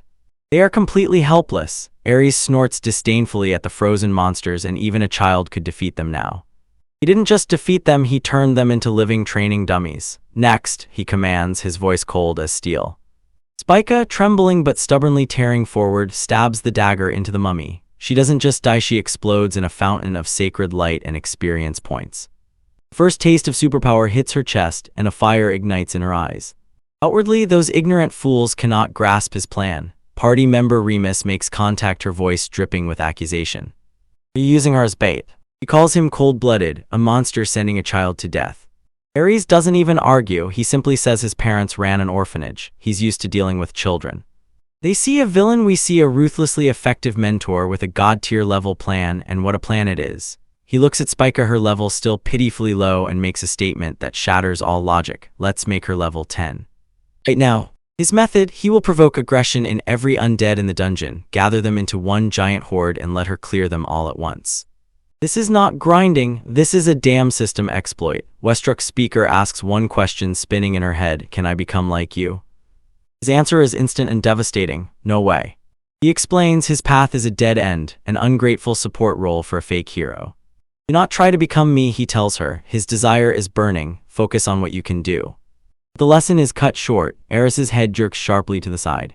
They are not alone. A wave of undead, a true army of the dead, pours into the resting place. Behind them, the heroine team has already arrived. And they brought a monster far worse than any mummy. His name is Gregorio, and he carries with him a huge, terrifying case. What is inside, they ask. He gives a creepy smile. It is empty, friend. This is my chip, my faith. The expression on the face of the hero Tudu is pure, unclouded horror. Ares immediately grabs the connection with the chief cardinal and demands, who is this monster? Cardinal's response is a real bomb. Gregorio is a crazy devourer, a fanatical crusader who destroys heretics like a wild machine. He has neither morals nor lawsonly, a terrible, unbreakable faith. Cardinal almost begged Ares not to let him go. And at that moment we learn the shameful secret of the hero. The saint, the brave chosen one who is supposed to fight the forces of darkness, is afraid of the undead. Coward, scoundrel, and if the mad devourer Gregorio finds out, the cardinal will confirm, Tudu will not get out alive. The air trembles with tension. The false hero is about to be exposed, the horde of monsters waits, and the psycho-pastor is looking for a sinner to crush. But just then Gregorio's gaze, evil and godless, runs across the room and clings to SB. A wide predatory smile spreads across his face. The power-leveling session has just turned into a fight for survival. Just as the Ares party thinks they have found the lost girl, a new player enters the game. A priest, radiating an aura of eerily calm light, appears from the shadows. He shifts his gaze across the crowd. His eyes stop on Tudu, the little girl whom Ares just saved. But he does not see the child, he sees something impossible. You have a very impressive defense setup, he says with a confident smile. He sees the truth instantly. This is not some cheap, low-level protective magic. This is a barrier of the highest quality, holy, composed of the strongest buffs imaginable.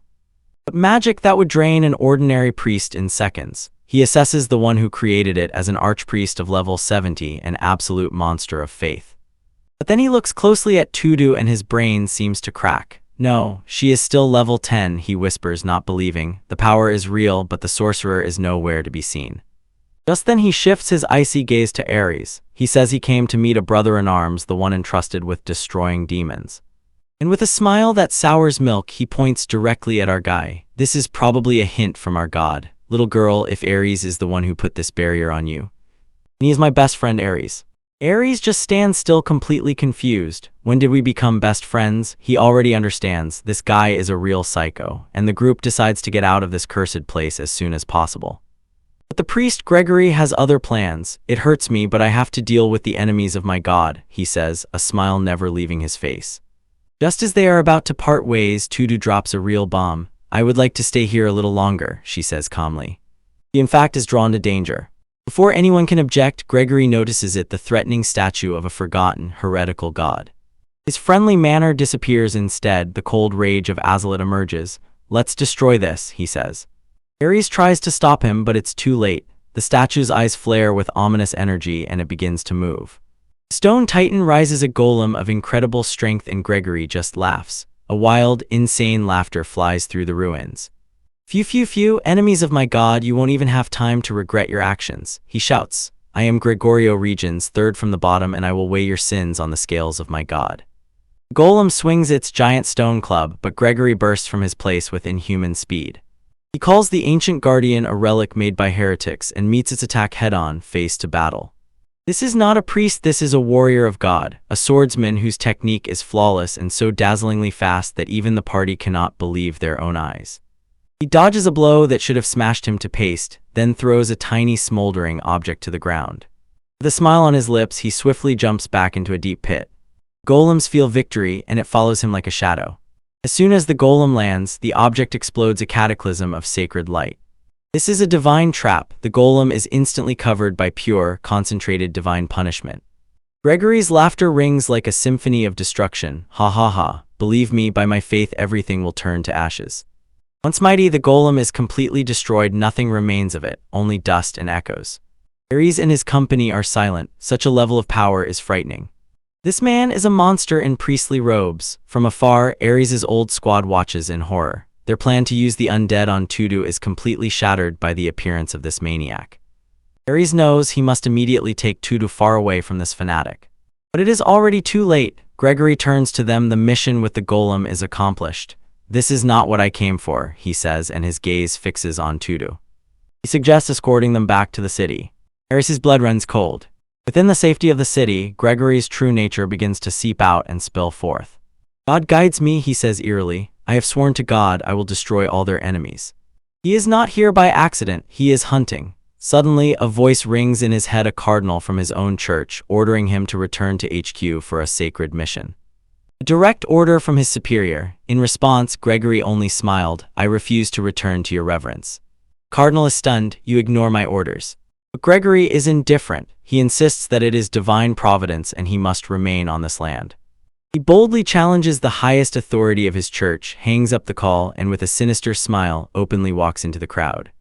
This fanatic listens to no one and will not leave until he takes what he came for. All right, let's dive into complete madness. Our hero's party is on the brink of collapse. They need a miracle. But what they find turns out to be something entirely different. Their search for a priest leads them to an abandoned church where they come across the sole candidate, a young girl named Spica. Natsugu, our stone-hearted leader, wastes no time. He offers her a place without any questions. He makes it clear if she refuses, he will find another way. No pressure except the weight of the whole world. And his party members do not believe. The little girl set out on a journey to kill the demon lord. Everyone considers it madness, a risk they cannot afford. When they find out she is only 12, one of them simply loses his temper completely. But Natayango is not here for games. He looks the 12-year-old straight in the eyes and delivers the harshest recruitment pressure in history. "We're setting out to defeat the demon lord," he says, his voice icy. He tells her they are underdeveloped, constantly hunted by demons, and the chance of success is almost zero. He does not offer her glory, he gives her a front row seat at the apocalypse. Spica shudders, admitting she cannot even recite the basic holy prayers. Sad, isn't it? No, Natsugu just smiles. He sees the fire in her eyes, her scream not yet unleashed, wild, untamed determination. "Took me 10 days to learn," he tells her. "I believe you will manage in a moment." With one move, he shatters her doubt and forges from it loyalty, promising to protect everyone with all he has. Her eyes widen, a hope flares up in them that she thought she had long lost. And she struggles with a decision that could determine her life or death. Sudden rumble echoes in the church. Atsugu reacts instantly, pulling Spica into protective arms. But in this whirl, Spica's palm rests evenly on his chest and she feels something unexpected. Her mind shatters, a second a woman.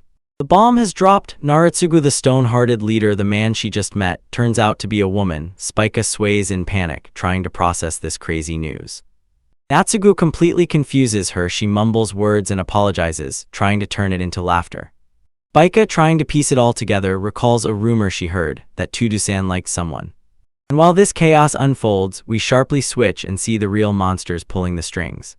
The Holy Knight Ares is warned about a fanatic named Gregorio. This guy is not just a soldier, he is also a crusader acting under the so-called divine directive. He is a ruthlessly precise hunter of darkness, and his destructive power is among the absolute strongest in the entire world.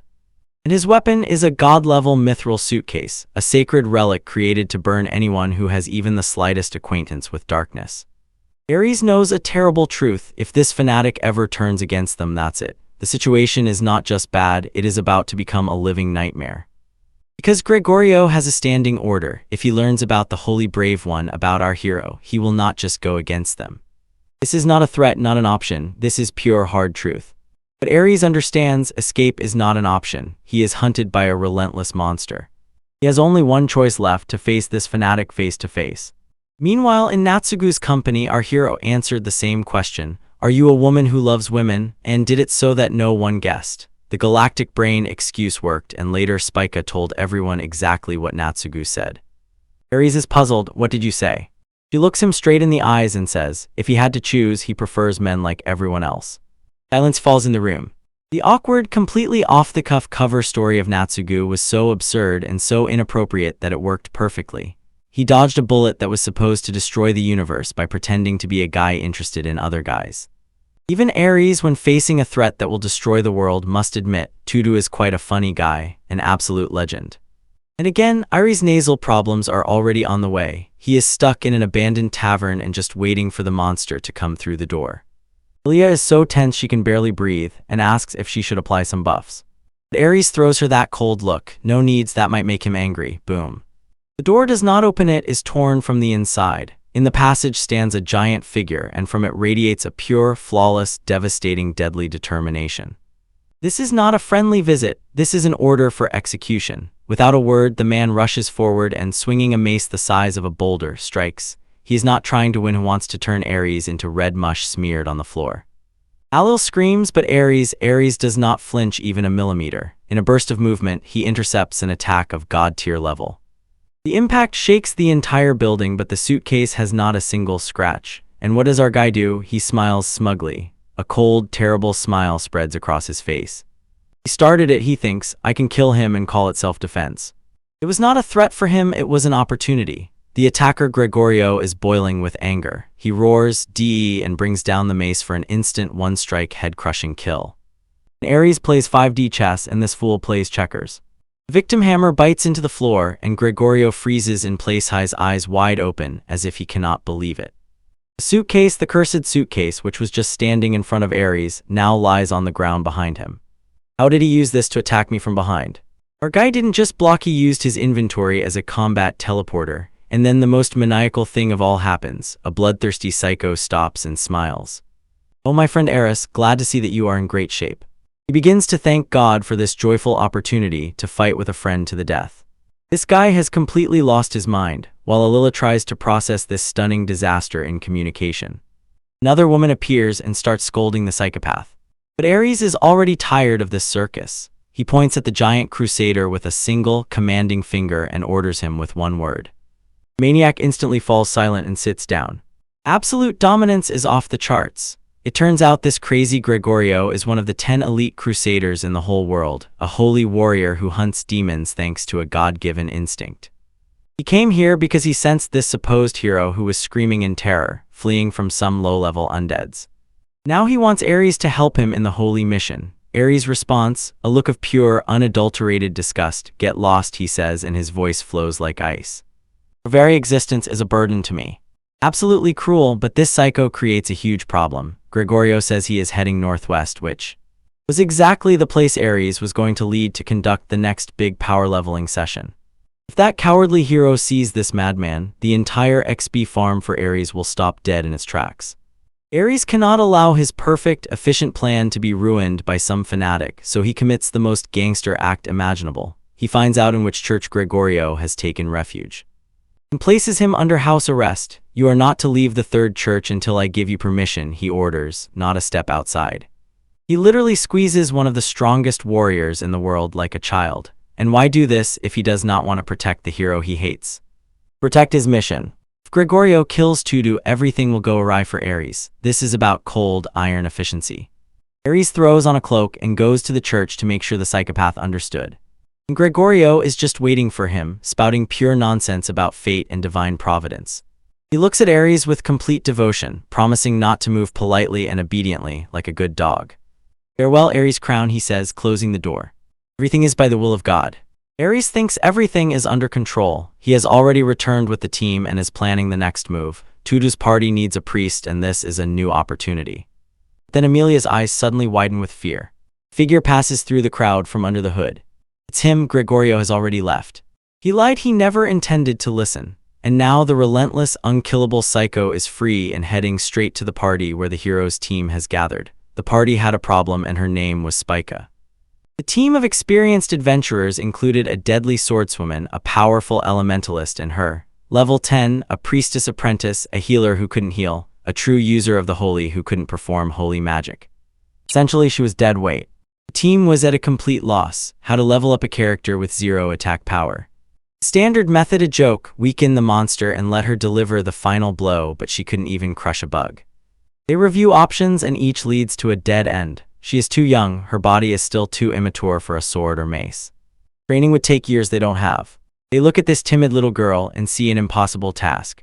And their leader Tudu just smiles. He knows a place, the perfect leveling ground. And his proposal sends chills down their spines. He wants to take this fragile 12-year-old child to a valley full of undead.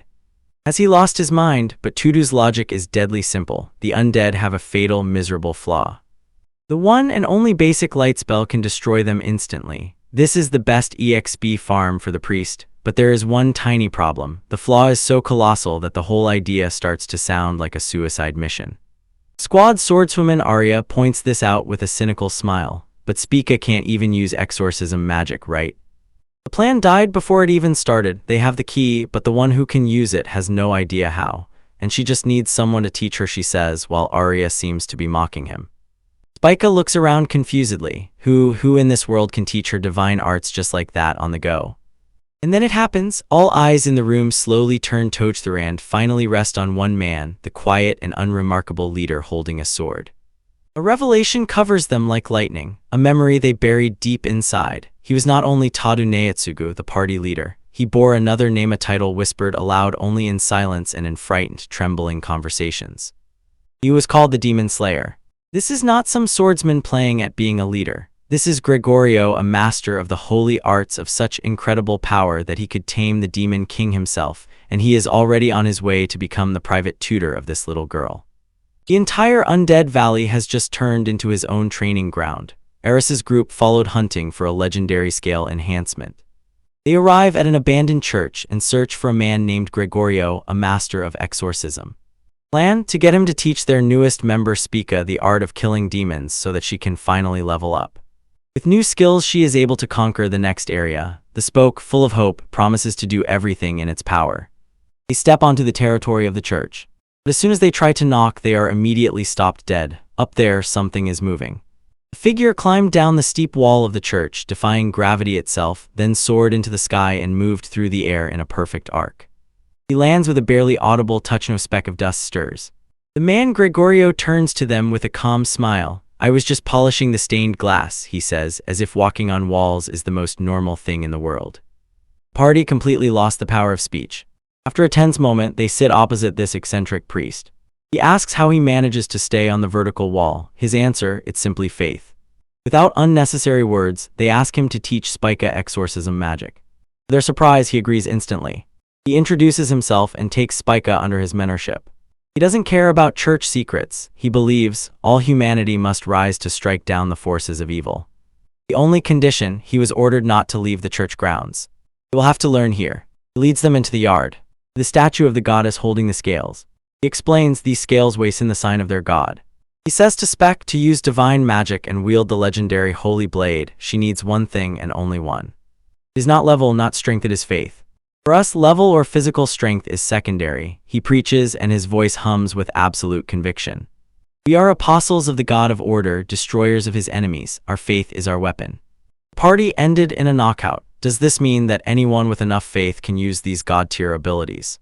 Does it mean that the kingdom is now being destroyed by the demon king, or that it is falling only because their faith is too weak?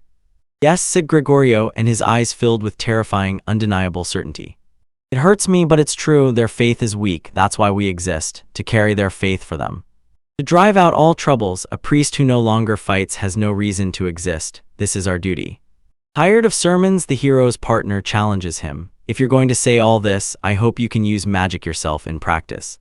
Gregorio lowers his gaze, a sad smile on his face. He sighs sadly. My faith has not yet matured. Right after all that preaching. Boom, before she can finish speaking, the air cracks. The earth trembles, from the depths bursts forth a dazzling divine light, and pillars of power threaten to tear the sky to pieces. Gregorio stands in the very center of the holy ruin, completely unperturbed. That's all I can say, he says indifferently. Just a light arrow to drive out darkness, the very foundation of exorcism magic. He calls this apocalyptic display the basics. Then he gathers the light into a single point and releases a laser that destroys the sun, burning a path through the very heavens. The party is completely crushed, and their thoughts are scattered lengthwise and crosswise by the merciless force that is struck with full power. This immature faith of this boy is capable of leveling an entire city. He turns to the trembling spot. This is the most elementary spell. If you can't even use it, you won't be able to use anything else. And he points at a distance from there. A whole horde of undead is limping toward them. Fortunately, it is strong enough to withstand them. Go, purify them. The party panics. Hold on, Spica still can't even cast a spell. Gregorio just smiles, his eyes gleam with a cold, predatory shine.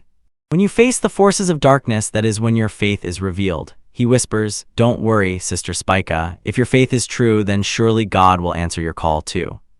Meanwhile, the Ares team breaks into panic, watching from afar. Gregorio has lost his mind. Ares' plan is collapsing and retreating. It is falling apart before the fanaticism of this one priest. They know the truth. Gregorio is not a teacher. He is a monster known as the extermination demon. Your training method is simple. You believe, you win. If you die, it means your faith was weak and you deserved it. Because so many of his students have died, the church has literally forbidden him from taking new students. Now Spica is his new student. There is no turning back. She must survive training under a madman who considers his students expendable. Their entire mission hangs by a thread, and as they watch in horror, they are left with only one question. What the hell are we supposed to do now?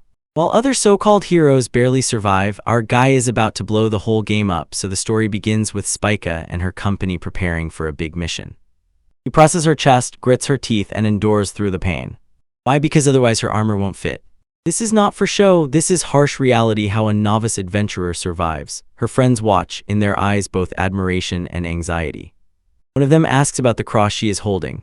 Spica explained that it was a lucky charm, a gift from the priest. The priest casually told her that it was just red bronze offering almost no real protection. Wow, thanks for the encouragement, but her team tries to stay positive, and if there's anything to boast about, she will burn any monster to ashes. Meanwhile, another points out that Spica is not really afraid of the undead, right? Spica's faint smile says it all. The truth is that her party is a complete mess. 2 of them fainted just from hearing the ghost scream. But essentially, they are just human shields now. Spica has already decided. She remembers the priest she knows, the one and only Ares. The task is to destroy 1,000 undead. An impossible task for a novice who doesn't even know how to use holy magic yet. She clenches her fist and is ready to see it through to the end no matter what happens. Her friends are beside her, she believes she can do it. Now to Ares himself. He and his companion Amelia are sneaking through the same dungeon, and he hasn't even broken a sweat. He just senses the space, carving his path. He explains his plan to raise the average party level to 30, because for anyone below that, the chance of survival is practically 0. While he speaks, a skeleton emerges behind him and he casually illuminates it. Anna doesn't even look away. The power gap is simply insane. They finally reach the entrance to the girls' trial, but they're not there yet. Amelia is worried. Can they really defeat 1,000 undead? She asks. Ares's answer is cold and clear, usually not. This quest is a death sentence, a vile rot that turns the tomb into a trap. It devours them from within. The person who gave them this task is waiting for a miracle. 1 in a billion, a chance for survival. But then Ares barely smiles. He looks at the impossible task ahead and utters the coldest phrase imaginable. If Spica somehow manages to complete this task, she will suddenly become much stronger. Amelia asks the obvious question, and if we don't move, Ares does not hesitate, we will do it. This man does not wait for miracles, he is the miracle. They reach the target location, the Hall of Knights of the Demonic Visage. Something is wrong, a gigantic terrifying statue stands guard. Ares is furious. Gregorio should have destroyed this, he mutters. This is an ancient guard mechanism and it is active. Amelia tries to analyze it. It is not a golem. It does not work like a regular trap. Ares is the first to realize the terrible truth. It does not move when you step on the plate or attack it. No, this god-level trap triggers on something much worse, the pure intent to attack. As soon as he manages to think about the fight, the stone demon comes to life with a roar. It swings and Ares effortlessly intercepts the blow. He responds with a devastating strike, carving out a huge chunk from its body. Critical hit, but it doesn't knock down the monster. It rises again, ready to take another hit. Just as Ares begins to get annoyed, both he and Amelia simultaneously understand what's going on. It's a miniature garden, explains Amelia. Lost legendary arcane art. A magical spell that creates a pocket dimension that self-restarts regardless of the damage dealt. This is not just a tough enemy, this is the immortal guardian, endlessly retaliating in a room that cannot be destroyed. Perfect invincible defense. Based with a legendary, undying, self-repairing magical construct. What does our guy Ares do? Does he look for a complicated way out the mentioned counterspell? No, he just nods. I came up with something too. He doesn't care about lost arcane arts. He doesn't play by the rules. With bare hands, he tears reality so that he immediately punches a huge hole through the incredibly strong room. Amelia is pinned to the spot and cannot utter a word. Ares simply walks through the debris he himself left and opens the hidden chamber. Inside they find a powerful magical artifact just lying there in place. He literally broke his way to the secret loot. He looks at the god-level trap he just destroyed and waved it off. But in any case, staying here, leaving Tudu and the others in this room, is not an option. This entire legendary dungeon is now just a broken training ground, so he decides to make a much better one. He turns to Amelia. Which deceased do you fear the most? She thinks for a moment. The rotten walking skeletons pass by, just as I thought. Ares nods. Good, then let's start with the bones. While the girls prepare for the fight of their lives. Their guardian angel is literally about to build them a custom leveling zone from scratch. This man is not just playing. He is, damn it, the game master himself. Locked deep in a forgotten tomb, their hero team looks straight into the abyss. Next to the army of the dead, one question hangs in the air. Can they pull off a miracle? The battle is pure chaos, and the scream is already tearing the throat apart. It desperately chops at the skeleton that refuses to die. Becca, a little mage, can only watch in horror as her friend is flooded from all sides. And her teammates shout at her to pull herself together. But it's pointless, they are choking in a sea of bones. While his party panics, our Ares doesn't worry at all. He looks at this impossible army, this stream of death, and thinks, this is not even a problem. Girls are already on the edge shouting that they can't hold on any longer. And Ares is already calculating 10 steps ahead. This is not a fight for survival, it's a training sparring. They are asked how many are left and how many they have already defeated in total. They have no idea. The raid is so relentless that they don't even have time to stop and count the loot. While they try to, everyone panics, and the local pyromancer unleashes a god-level inferno, a giant burst of flame that vaporizes everything in its path. Bang! The explosion is so colossal that in an instant it burns the undead in a flash of blinding light. Clear the entire corridor. Victory was dirty. Yes, she leveled up but almost burned her own teammates. Now her hair was completely charred from the explosion, and she blazed with fury. They decide to retreat and make a new plan, because fighting this endless wave is pure suicide. Becca is on the verge of tears. Her face is a mask of despair. Others try to comfort her, saying that the battle has only just begun. They will just smoothly settle for this. Ares knows there is no time for that. He needs them to become stronger, and he needs it right now. He orders them to rest, but his gaze says for him, the real hell is about to begin. And as he predicted, the enemy changes. The skeletons were just the appetizer. Now they face those who slowly trudge, rotten zombies. Shouts again chase her to the absolute limit. These things are harder, stronger, and much more terrifying than ordinary skeletons. This was the very moment Ares was waiting for. He pushes Becca, forcing her to use the holy arts she is still learning. A moment, and she casts Chains of the Saint with a single finger movement. Divine light flashes, washing away the unclean from the undead. They watch as the zombies crumble to dust in 60 seconds. 62 down, but the true insane scale of this training is just now unfolding. The goal is not to survive. The goal is to destroy 1,000 of them. Ares understands this. Everything here is cruel. He knows that fighting tirelessly against these weak but endless enemies completely shatters the psyche. This is his grand plan. He pushes his comrades to the limit and forces them to evolve. He believes that by driving them through this trial by fire, he will break their limits and unlock their true potential. He stands on a pile of corpses, a king, overseeing the forging of his legendary weapons. His face is a cold, expressionless mask.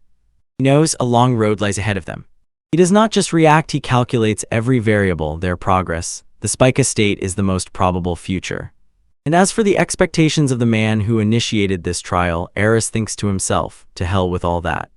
He will do it his way, and meanwhile, just a mile from here in a dark church, a storm rages. A lonely priestess stands by the window. She feels it, a strong direction that has not faded. She knows 2 days have passed since she last encountered Ares. And she decided that her role is over, but the feeling does not let go. It pulls her toward a great fate, toward a task left unfinished. She looks at the rain, and a cold realization dawns on her. Oh God, you are telling me that my task is not yet complete. A creepy smile cuts across her face. She will not brush off this divine calling. She will give herself to it completely. While the storm rages, the mad priest quietly waits for the moment when she must act. The power of Ares is not just leveling up his party. He awakens monsters all over the world. The party is broken both in body and mind. After an exhausting battle, they rush on their last remaining strength. Tudu scans the horizon, his face hardens, and the air thickens with danger. They are completely exhausted, drained, and utterly broken. They find a small room to rest, but the mood is weighed down by failure. This is their limit. Hunched around their meager camp, they suddenly feel. The harsh reality of their situation hits them right in the chest. Incredibly, 130 monster cores. Target number from the so-called hero, Gregorio 1000. They are not just failing, they are being shamed. The weight of their weakness presses so hard it crushes. Arya barely holds on. The divine power is completely exhausted, and only because she set up a simple barrier. They all know about it. If the hero were here, this miserable job would already be done. And right in the heart of their weakest link, the little priestess Becca ignites a spark, clenches her fists, and vows never to be dead weight again. That night, Tudu suddenly shudders and wakes up. Something is wrong. He looks around and his veins run cold. Baka is gone. Panic flies into his chest. Where is she? But she was not taken by monsters. No, she was taken by a monster, and a man at that. Gregorio, the hero, stands over her. He disdainfully snorts at the defense of their camp, calling it miserable 30 out of 100. This is one sexting segment, the whole detour to an armored one wismet. It's cursed when expiry men care in an evil pyrowa. He came to fix the weakest link in the party. For special training, he takes Speka. He leads the frightened girl into a dark chamber and sets a task that cannot be accomplished. You are given 2 days to master the sacred art, he says, his voice is like ice. Studying the sacred art is not the same as leveling up. It is creation from absolutely nothing. This trick takes most priests years, and her training dummy Gregorio raises his hand, and from beneath the ground bursts a giant skeleton bound by chains of pure light. His deadline is not in 2 days, it is tonight. Baka trembles, but Gregorio is just getting started. He says that sacred arts are not born from prayer, they are born from raw, wild feeling. Anger, sorrow, faith, courage, the stronger the better. Spaka has no great trauma, nor lifelong harsh training, she just. First he asks her what she saw when he showed her the illusion of his power earlier. She stammers, describing the scene of absolute divine excessive annihilation, pillars of light so massive they broke through the sky. The to-do timer, listening from the shadows, realized Gregorio fought not just for the fight, he was demonstrating power, showing this tiny girl the highest peak of existence. Step back, Gregorio, he commands. He gathers a tiny spark of light and forms an arrow of light. He calls it inferior, a pale imitation of his true power. But his goal is not to teach her this spell. His goal is to shatter the illusion of weakness in her mind. Lower arrow screams in the air, cutting through space. And on top of that, Inna illuminates a giant skeleton and blasts it apart so that only dust and echo remain. Bika is stunned, her mind is pounding from the mundane manifestation of the god of your power. And then the final phase of his plan starts. He looks her straight in the eyes. You already have the foundation to apply the sacred arts, he says. This is not training, this is a hint, an order, engraved directly into her soul. She connects her faith, her desire to be useful, the entire reason for her existence with this power. Engrave this deeply into your heart, he commands, now say it aloud. He is not teaching her magic, he is rewriting her very essence. The next morning the party prepares for another day of defeat, when suddenly they notice this. Say it louder, the girl who could not use a single holy spell casually weaves light in her palms. They are completely stunned. From last night's practice, she says with a shy lush smile. Team is first stunned, then bursts into joy. Their weakest link suddenly turned into a source of strength, rekindling the fighting spirit. Later, Tudu meets the hero face to face and demands an explanation of what exactly he did. Gregory, with a cold, self-satisfied look, shows the brilliance of his plan. He didn't teach her, he just threw a short hint, a mental trick, created a fake mental blockade, then shattered it to pieces. Child's play, he says lustfully with a smile. He outlined the entire scenario from the very beginning. He didn't just give her a fish, he tweaked it so she understood. She can breathe underwater. Now that she knows how to use the power, she will never lose it. They walk proudly on tiptoes and throw a bag of monster parts on the floor. 3 days have passed, the hero boasts. We defeated 1,000 of them, here is your proof. The man they talk to, a priest named Gregorio, only smiles, a cold, knowing smile. Proof, he snorts, you think some number means something? He tells them, true strength is not in how many miserable demons you kill. It's about will, about the unbreakable spirit needed to stand against true darkness. He warns them there are people destined to be defeated in advance no matter how hard they try.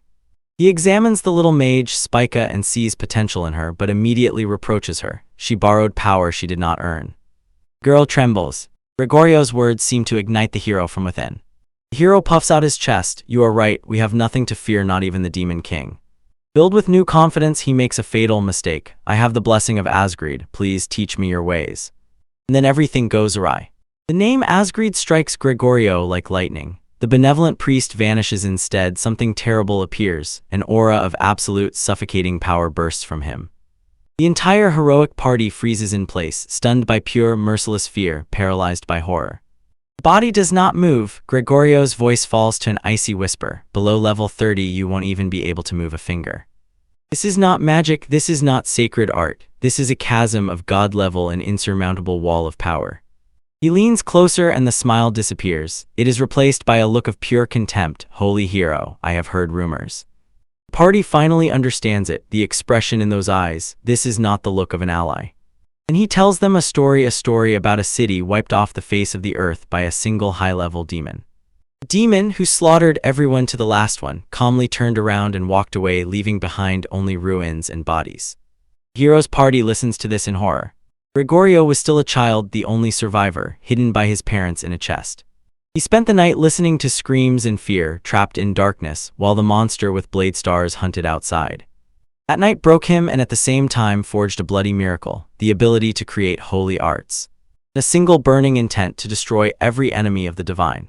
He turns to the hero and his voice drips with poison, but what he asks if the priest in my town was strong enough to defeat this demon. He calls their superficial faith blasphemy.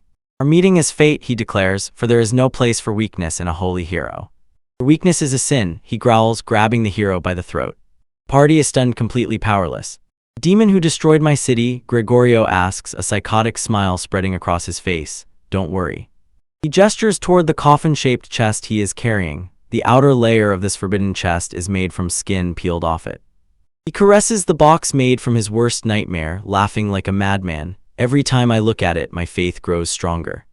God sent the holy hero a trial, he shouts, eyes wide open, with fanatical joy in his gaze. He swings the demonic coffin like a club, and the so-called hero is completely humiliated. One of his party members tries to intervene, but a demonic lizard bursts out of the box. It pierces her instantly. He deflects another attack without even looking, and with bare hands stabs the jailer into the second girl. The entire party is destroyed in seconds, broken, bloodied people lying on the floor. Gregorio stands over the fallen hero and giggles, and Craig, he is the hope of humanity, fragile but too fragile, absurdly so. He raises his hand to deliver the final, all-crushing blow. But then everything stops. His strike is halted by an invisible force. The church wall explodes, but the people inside are unharmed. Gregorio's maniacal laughter chokes off in his throat. A new figure stands amid dust and debris. He waited, he observed, and now Transcendent has arrived for direct confrontation. Alright, let's dive in. This is pure banger. Think you know the main characters of OP, you haven't seen anything yet. The air is thick with tension. Our heroes are cornered. They stand against a man radiating pure, unadulterated fanaticism. His name is Gregorio, and he has a delusion of grandeur as huge as an entire planet. Standing against him is Ares. While everyone else panics, he is calm, ice cold. Slowly he pulls on the mask, not to hide, but to unleash the monster inside.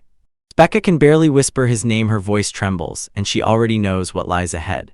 Even the fanatic Gregorio feels it. A shiver runs down his spine. He muttered to himself before the trial of the Transcendent. Ares does not raise his voice. He doesn't need to. Stand still, Gregorio. I told you, don't get in my way. Gregor Morio just snorts, raising his hands as if Ares is a child throwing a tantrum. This is my verdict, he sneers, the will of the one god. He lifts a mace so massive it splits the very ground beneath his feet. Ares, my brother, he shouts, his face twisted by a mask of joy and sorrow. This is tragedy, comedy, show me your faith. This guy has completely lost his mind, he is sobbing, while preparing to pronounce the divine death sentence. Prove it, he roars, and swinging his titanic weapon, brings it down with such force that it could split a mountain. Strike explodes, dust and debris fly everywhere. Meanwhile, Spica desperately tries to perform healing magic. In her hands tremble, the power fades. The situation looks hopeless. That's when Amelia steps forward. I have to come, she says. If it gets too late, it will all be in vain. Bossa, feeling useless, asks what she should do. Amelia's answer is ruthless. You haven't done anything yet, don't get in the way, oops. She notices a scratch on Ares' arm and tries to heal it, but he just waves it off. It's unnecessary. His faith in her is absolute, why, Spica asks. Amelia just smiles, because this is just another priest he's fighting. There's no chance he will lose. Fight has begun. Gregorio is a whirlwind of movements, his strikes so heavy they can shatter steel. Incompetent justice is poison, he shouts. Ares is invincible. He weaves through the storm of attacks, gliding like a phantom. The floor shakes with every miss, but not a single hair on Ares' head is touched. In the very heart of chaos, Ares freezes. His voice is dangerously quiet. Surrender, Gregorio, the battle is over. Gregorio bursts into wild, hysterical laughter. Ahahaha, how can you even know how it will all end? He lunges upward, ready to crush Ares once and for all. God wills it so, then so it shall be. But Ares simply slips away from the catastrophic blow. He doesn't even try. Pole hammer strikes the wall and it crumbles to dust. This is the second time Ares says this, and his eyes flash with understanding. His thoughts fly at the speed of light, connecting all the dots. He has seen this before, this power. This is not just Gregorio. The cultist smiles maliciously. Finally he has been noticed. The crown of Ares, you really hold first place. No one ever saw through my companion. And then he reveals his trump card, the cursed flying coffin ship. Let me introduce you, Ares, to my companion. With a malicious smile, he shouts her name, Pandora. Black barrel tears through the air like a guided missile. It's a continuous smeared motion, aiming straight at Ares' head. The impact is simply insane. But Ares is not just strength, he is a cursed genius. He catches the blow, spins with an inhuman kick, sends the demonic coffin back into flight. Gregorio is in complete shock. What kind of sorcery is this? Are you really human? While Gregorio is overwhelmed by a breakdown, Ares is already breaking his opponent's entire strategy. Demon hide, sacred silver, I need to gather intelligence. He easily deflects another attack and kicks Pandora away like trash. He sharply jumped back from another bull, letting it crash to the ground in vain with a thud. This is not a fight, this is a session with analysis in combat test mode. He keeps dodging, keeps moving. His brain worked faster than the attacks. And now he has it, the solution. Pandora has only 2 attack modes, bite or ram, simple, useless, even. Ares raises his gaze, there is a predatory gleam in it. Hey Gregorio, didn't you notice? He utters the most exhausting, bone-deep phrase imaginable. You have become weaker. Boom, the truth hits like a bomb. Ares lays everything out clearly. Gregorio does not use magic. He controls Pandora, tethering it with his own mind. Fanatic silence is all the confirmation he needs. By scattering his attention, Gregorio harmed himself. His movements became slower, his strength fades. This is not some divine miracle, this is a cheap trick. Gregorio managed only a broken, desperate laugh. Ares' eyes narrow, he felt it immediately. The signs were there from the very beginning. Gregorio has already signed his own death sentence with his own arrogant words. Final phase begins. Gregorio, says Ares, and her voice drips with superiority, you really shouldn't talk so much on the battlefield. He makes a move, Pandora dives from the sky for the last attack and Ares does not run away. He positions himself perfectly. Gregorio's eyes widen with fear as soon as he realizes the trap. Ares ducks and Pandora's Zell uses them as his own ultimate weapon, crash straight into their master's face. It is a disgusting crunch. Perfect poetic checkmate in the style of 500 IQ. Gregorio falls to the floor and faints. Emilia rushed to her, did you kill him? Ares just shakes his head, he is alive, but he knocked himself out with his own weapon, perfect disdain. Then he calls the chains of the saint that already bind the drowsy Pandora. He explains the last detail of the puzzle. His weapon and Pandora are made of the same metal, the bindings work only on darkness. Having tied them to the demon hide and relying on his own invincible divine power, he literally tore control over Pandora right from Gregorio's hands. He didn't just win, he stole his ultimate weapon right in the middle of the battle. Emilia wants to finish the job, but Ares has already ended the game. Let's go, it's time to plan the next move, Absolute G. Drama is not over yet. The next day Spica makes a stunning statement, I'm leaving your party. Ares and Emilia are stunned. Ares' face hardens. I see, do whatever you want, cold as ice. He tells the worried Emilia that this is Spaga's decision and that's final. He will just adjust the plan. But where did Spaca go? Straight to the enemy, she is searching for the defeated Gregorio. He's struck by her courage and he offers to escort her. Why? Because, as he says, if he fails the trial he will die. He is fully immersed in the game and respects her fire. Spica reveals the reason for her departure. It was not that Ares was weak. It was because he was too kind. She knows kindness is not enough to win this war. He wants power, not out of evil selfishness, born of deep longing. He envies those who know how to fight, those who have something to protect. I want not only to receive, I want to give. He is ready to make any sacrifice for this power. Gregorio, become my teacher. Seeing the reflection of his own passionate conviction, Gregorio agrees. I promise to make you a skilled heretic executioner. Returning to Ares's party, they discuss Becca's choice. They are worried, but they have their own battles to overcome. And they understood something critically important. After a clash with a monster like Gregorio, these disorderly dead are nothing. They raise the level of fear, which is replaced by determination. Ares watches as a hard-learned lesson plays through his mind. Justice without power is an empty sound. His determination hardens like a diamond. A holy hero cannot afford to stand still. He gazes at the horizon, realizing the path ahead is long and dark. They see a senseless girl and know that she will doom them all to death. Even the higher-ups babble nastiness. They call her a pathetic girl and grumble that they have to deal with both her and Stefan at once. Complaints come one after another. This girl is hopeless. She cannot even walk through the city without getting lost. He literally stumbles on flat ground. He is a burden, a mockery, a complete waste of space. Everyone is nervous just because they are nearby. The party finally confronts them face to face and tries to figure out what to do with these two obvious burdens who seem already dead. She, bless her heart, picks up the voice, if someone gets injured, leave it to me. I can apply all the standard holy arts. And it is here that their life crumbles to dust. Emilia, one of the trump cards of the squad, asks what her level is. I am level 55, she says, with a respectable status. Next, This clumsy, useless girl just smiles crookedly and drops a nuke. Right now I am level 72. But the whole hall freezes, 17 levels higher than their ace. How? Why? The answer is the craziest thing you have ever heard. Amelia explains, if this were not raised so high, she would not have survived.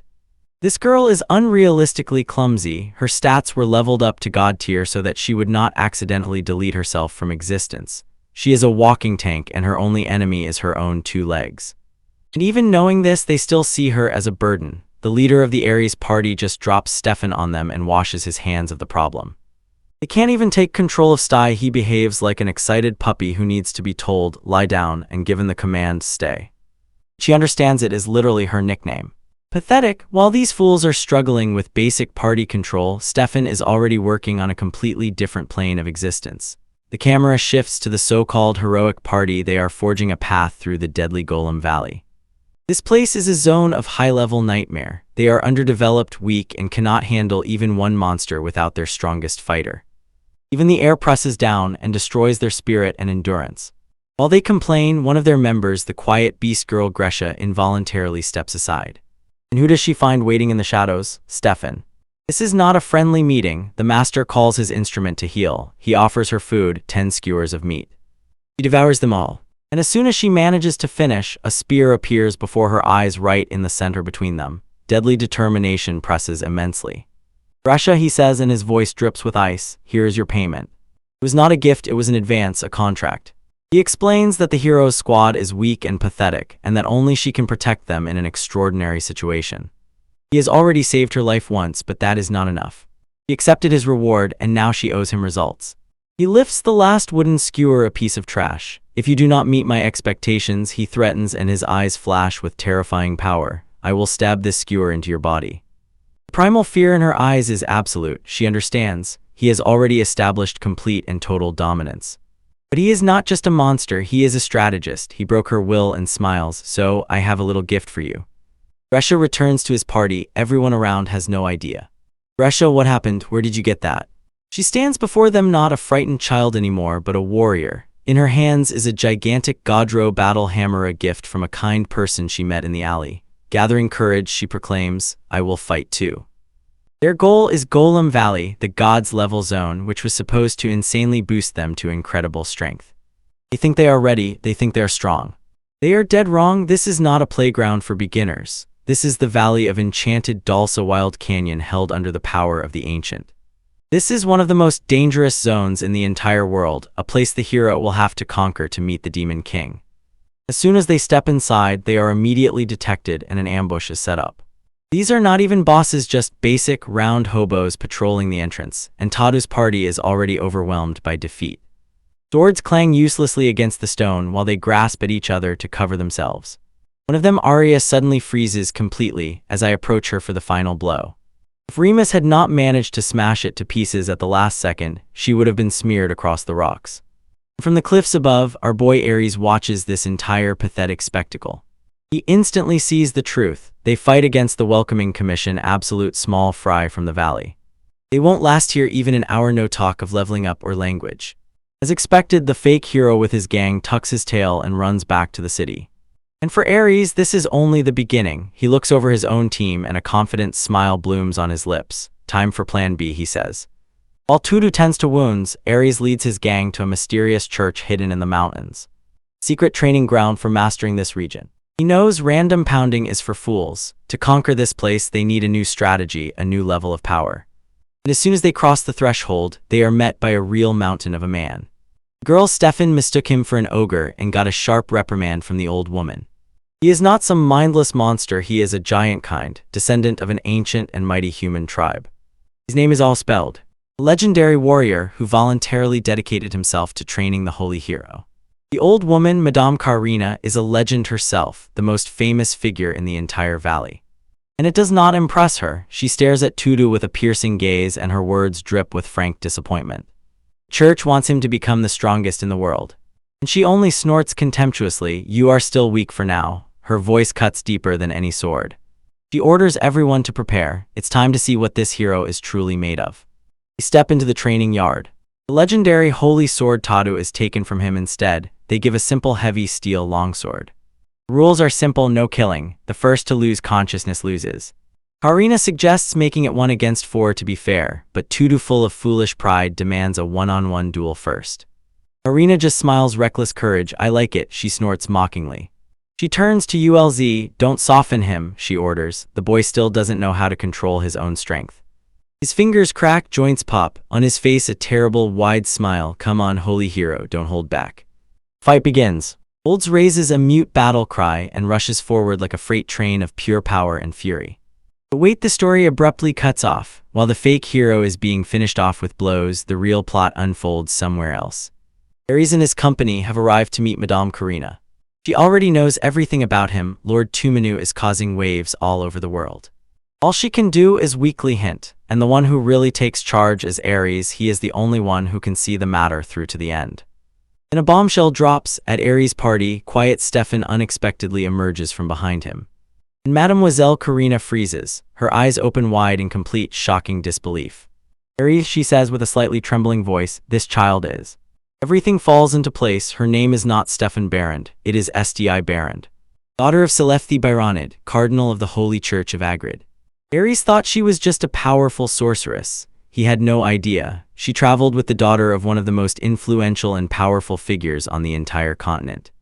The game changed, not just like that, it was completely shattered and everything was revealed to the limit. While church leaders wrestle in debates about politics, a new girl joins the Demon King taming team. Her name is Stefan. And everyone wondered why this shaved with pride, socially awkward daughter of the cardinal ended up here at all. The higher leadership argues back and forth whether such a girl is suitable to defeat the Demon King. Lord Cleo doubts, but the mysterious Sylvesta insists that she has her own goal. He says that she is very level-headed, has rare holy arts, and that Aries, our protagonist, needs her exactly. Let's be honest, she is the daughter of a cardinal who was once a wealthy merchant.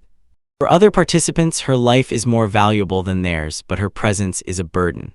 They see a fragile doll, not a warrior, and this is our Aries. He does not play their stupid political games. He has a real problem. He enters the workshop and immediately gets to the point. He lacks holy silver, a critical component for his defensive barrier.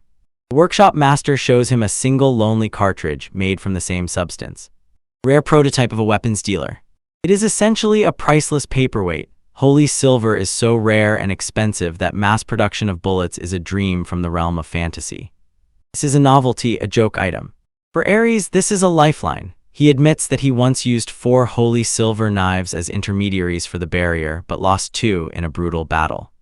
Now he has only 2 left. 1 bullet would give him a third, but he still lacks 1 for a full set. Without this, he is a stationary target. He is so desperate that he even asks for scraps of demon hide to wrap around his club and make a weapon out of it. Just as he was about to borrow a bullet, the girl whom everyone rejected, Stefan, speaks up. Ari-san, you need holy silver. She takes something out of her wallet and hands it to him. Aries takes the trophy, waiting for a trifle, but as soon as the item touches his hand, his eyes widen sharply. A drop of sweat forms and crawls down his cheek. This is not holy silver. He clenches his teeth. Legendary metal, so rare that it is considered a myth, and this girl simply hands it to him as if it were a trifle. He demands to know where she got it. The answer shocks, her own hand-sewn church robes woven from mithril twined. At that moment, a demonic god-tier plan is born in Aries' mind. He turns to Stefan. He orders her to ask her cardinal father for 3 new sets of clothing for clerics.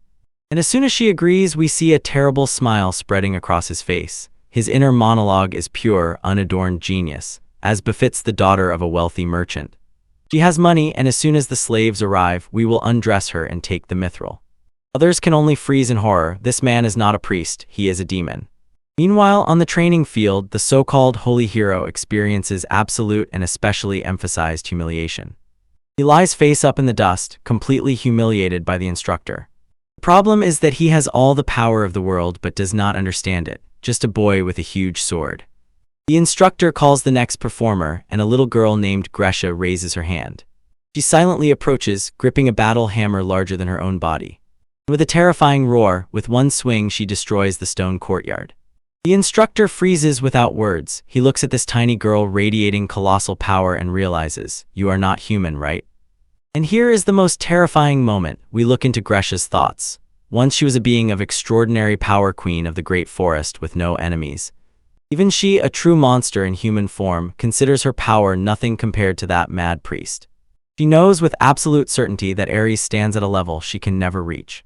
Fueled by that terrifying whisper, she unleashes all her monstrous might and prays for only one thing: to be noticed by the true demon walking among them. A world filled with raw, wild magic, where some are born with a gift that feels more like a curse. Suddenly, the young wind mage Remus is engulfed by hell-pure energy roars, devouring him. This is not an attack, this raw power explodes from within her. Her friends can only freeze in shock, while her own colossal talent almost devours her. Strong Remus. She is completely overwhelmed. She is intoxicated by the very strength of the spirits in the air. You see this valley? This is not just a dungeon, it is a fountain of endless earth energy, a place so powerful that an ordinary mage would explode. Remus absorbs it all. She is a brilliant prodigy with god-level affinity, but her body cannot withstand the destructive force she channels. In this world, potential is worthless without the power that supports it. While Remus struggles with her power, others are forged in the heat of brutal battle. In a memory, we see Gresha. She trains against a mountain of a man who is uncontrollable. He moves like a freight train. With one bone-crushing blow, he pushes her into the wall. There are no shortcuts in this team, only pain and progress. Meanwhile, somewhere in a gilded room, far from the front line, these so-called leaders are chatting, and you wouldn't even believe the contempt. Now they talk about our guy, a holy hero, and what do they think about him? He has talent, even that big guy admits. And then comes the offense. Did he lose? Do you think you could beat me if you were level 29? They see him as weak, a puppet, an honest and flawless hero, easily swallowed by the public, unlike the ruthless Ares. They acknowledge his potential but plan to use him as a pawn, because they believe no one at level 29 has a chance to win. And his company pushes away Gresha, a girl whose bones are just now breaking in training, considering her just an ordinary scout who gathers information. They have no idea what is really happening, because while the suits were talking, Nao was working. He and his squad stand in the very heart of Golem Valley. And that tough training paid off 100-fold. His level hasn't even risen yet, but his instincts are already on a completely different level. He sees their movements, anticipates attacks, and rushes through them as if they are standing still. With his holy sword, he turns into a blurred, ghostly trajectory of absolute destruction. Easily crumbles stone golems to dust before they even manage to react. His party is in shock. He neutralizes them with terrifying ease. Training was brutal, an unending cycle of defeats and disappointments, but now he is grateful for every second of it. That was the impulse they needed. They decide to speed up the grind, traveling between cities and Golem Valley in a continuous setup for power leveling to break their limits. Returning to the capital, Ares begins to spiral and falls into paranoia. Every report insists Golem Valley is peaceful, too peaceful. His gut screams that something is wrong. He knows disaster is already approaching, but he himself is stuck in political games while the real heroes are there risking everything. And just when he hopelessly clings to his plans, Nao's party arrives in the second city. That's it, the sum of all their pain and work. Now he raises his hands. And a wave of power washes over him. Everything, he did it, broke the barrier and reached level 30. And he is not alone. Arya is at 28, and Remus, the girl once overwhelmed by her own power. In the background, some arrogant nobleman cannot believe what he sees. Yes, that's right, friend, it's better for you to be in shock. While the world leaders are scheming and plotting, now his team is strengthening every second. They are true unity, a family forged in battle. They know defeating the Demon King is a road of hellish trials, but looking at his comrades, Na feels unshakable confidence. And they consider Dindixin, since the vaccine went north, help, so do it and bring it to a result. They're trying to enjoy a quiet moment in the city, but it immediately shattered into pieces. Dea, covered in dirt and tears, crashes into Amelia and bursts into sobs, wiping tears from her eyes. Amelia, stunned, asks what the hell happened. And Stoy, pointing with a trembling finger directly at our guy Aris, shouts that he was so mean. Amelia returns to Aris and demands, what exactly did he do to her? And this flashback is just brutal. Ares leads a naive girl to the edge of a huge, terrifying canyon. She is just about to begin her special training. She pulls out a god-tier artifact, a set of shackles used to transport the most dangerous criminals in the entire kingdom. They are so resilient, a leg will tear off before the chain even thinks of breaking for a moment. And what does Sty say? Ares simply looks at her with cold, dead eyes. He says to her directly, without beating around the bush, what she lacks is a sense of danger. He says that a bunch of these so-called elites tried to fix her pathetic clumsiness and failed. Then he utters the coldest phrase of all, I haven't tried yet. The expression on his face says it all. This is not training, this is reckoning. As if in passing, he casts a supportive spell on her. She is confused, and he simply says that it will be a hassle if she dies and immediately grabs her. Without hesitation for a moment, Ares simply devours her right off the cliff. As she falls down, screaming, Ares tightens the chain. Absolute indifference is frozen on his face. This is his method. This is how the god teaches mortals. The only way I can teach someone is through force like this. He holds her life in the palm of his hand. He hangs upside down and cries, "It hurts." Ares is not going to listen. He immediately puts her in her place. Don't lie. With this level of supportive magic, it is impossible for you to actually feel pain. He trains not only her body, he breaks her weak-willed spirit. He tells her that if elite education couldn't fix her, then there is only one way left: radical measures. This is not a game. This is not a joke. He will teach her what a single mistake means on a real battlefield. Returning to the present, Emilia cannot utter a word. Ares calmly explains that Stai's clumsiness is so surprising that she stumbles even over nothing. She falls, gets up, and immediately stumbles again. Stai is still sobbing in the corner, but Ares is already planning the next session. We'll continue tomorrow. Absolutely insane, but don't pretend you understood correctly. He is not just some bloody dragon instructor. His brain works on a completely different level. He instantly changes tone and starts grilling Emilia, asking about reports on monsters. The reports say everything is fine, and that is exactly what scares him. While others see peace, he sees the silence before a catastrophic storm. His paranoia is what keeps them alive. While the party grinds levels, Ares is already sorting out the future. He tackles the team's key problems, fundamental flaws that no one else sees. He points out Arya's zero magical constitution, and most importantly, Remus's fatal vulnerability: she can only summon fire spirits. This is a huge problem. In a world of elemental weaknesses, a single specialization is a death sentence.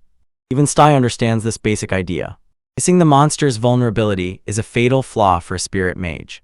And here the madness begins. Ares reveals a fact that breaks all logic. He sent Remus to Golem Valley, a place where monsters have insane fire resistance. He expected her to fail to find the limits. She destroys everything in one shot. This completely destroys his expectations. Even a god-level strategist like Ares could not predict this. He begins to piece everything together. This is not about magic. This is about her connection with the spirits. This is not just a possibility, it is a reality that rewrites the rules of their world. Ares knows this power is a double-edged sword. He needs to show her the other side so she can see the enemy she cannot afford to miss. That enemy has a name: Volcanic Golem. A high-rank creature, almost completely immune to fire magic. Dare remains surprisingly confident Remus will be fine, but Ares knows better. He is about to hit her with a cold, harsh dose of reality. Meanwhile, the kingdom's elite is gossiping about the so-called hero. His instincts, his strength, his potential are praised. They speak of bravery, of the will to fight no matter what happens. They say the hero has that same spark. Ares cuts the cup. For him, this is not a noble quest, it's business, and to secure funding, he needs to show results. He and the commander analyze the hero's combat stats, and the truth is downright repulsive. He has high magic and agility, but physical strength and endurance are complete junk. The Holy Sword compensates for the lack of strength, but it's a crutch. Ares throws the final, humiliating truth. Holy hero's physical strength is lower than Arya's. Weaker than a girl even in his own party. This is not just a problem, it's a fatal flaw that will cause everyone to die. So what's the plan? The real plan? Ares takes it on. He has to stabilize the entire formation of heroes. He tells the commander to ditch useless training and focus everyone on polishing skills. He takes control of the entire operation. Because when you're surrounded by amateurs, the professional has to do all the work. The road ahead is very rocky, and only Ares is strong enough to pass it. Our guy Ares calls the team together, holding the legendary artifact in his hand. He looks at this girl, seemingly futile and clumsy, quietly, and says with a stone face, "You have already mastered this." Of course, Stay completely disappeared. And what exactly did she master? Ares recalls his training for this girl: pure, undiluted chaos. He both persuaded her and scared her, even shackled her and spun her around as if she was pushed like a broken bowl, and he literally threw her off a cliff. The result? Absolutely nothing, while another team is breaking through deadly Golem Valley step by step. Ares makes a dizzying decision. Time to change teams, he declares. You stay and you will go alone. His own partner Emilia looks at him as if he has lost his mind. Wait, Arison, she begs, has stress finally broken you? But Ares only smiles crookedly. You have, and that's it. I can't teach you anything more. And with this, he cements the lie as if she has already mastered her training. The truth in his head is even colder. It's already pointless to try to train her. And he presents her a gift, no more shackles or throwing off cliffs, he promises. Here is your mark of mastery, wear it on your wrist. Stay bursts with joy, puts on the bracelet with a huge smile. As if going on stage, he asks, does it suit me? And strikes a dramatic pose. And then it happens. As soon as the bracelet clicks and locks, a giant chain of light flashes bursts out, crackling. Shoots across the room and dead aims at Ares' hand. When Stife stirs up panic, Ares reveals a terrible truth. This is not some saint's chain. This is the disaster bracelet, a cursed god-level item forged at the peak of demonic power. He had to squeeze out a debt to turn to the highest ranks of the church to snatch even a crumb of the remaining material. It was not a graduation gift, it was a chain. Your task, he orders, is to shadow the team there unnoticed, report everything. And with a cheerful smile, the girl, suspecting nothing, runs off on her solo mission. As soon as she is gone, Ares' confident mask cracks. The training was in vain, he admits to Amelia. We have no choice left, we must follow her. From a safe distance, they watch as Stice secretly follows another team. Amelia is worried, isn't this a bit reckless? But Ares lays out his move with 500 IQ. He knows Stice can only handle such things with a foolish mind. She is incapable of using detection magic. So he told her the target was another team, although in reality she is the bait. If she gets into trouble, it's nothing, he says, and an icy smile appears on his lips. In case of an accident, I'll just launch Saint's chain and pull her back.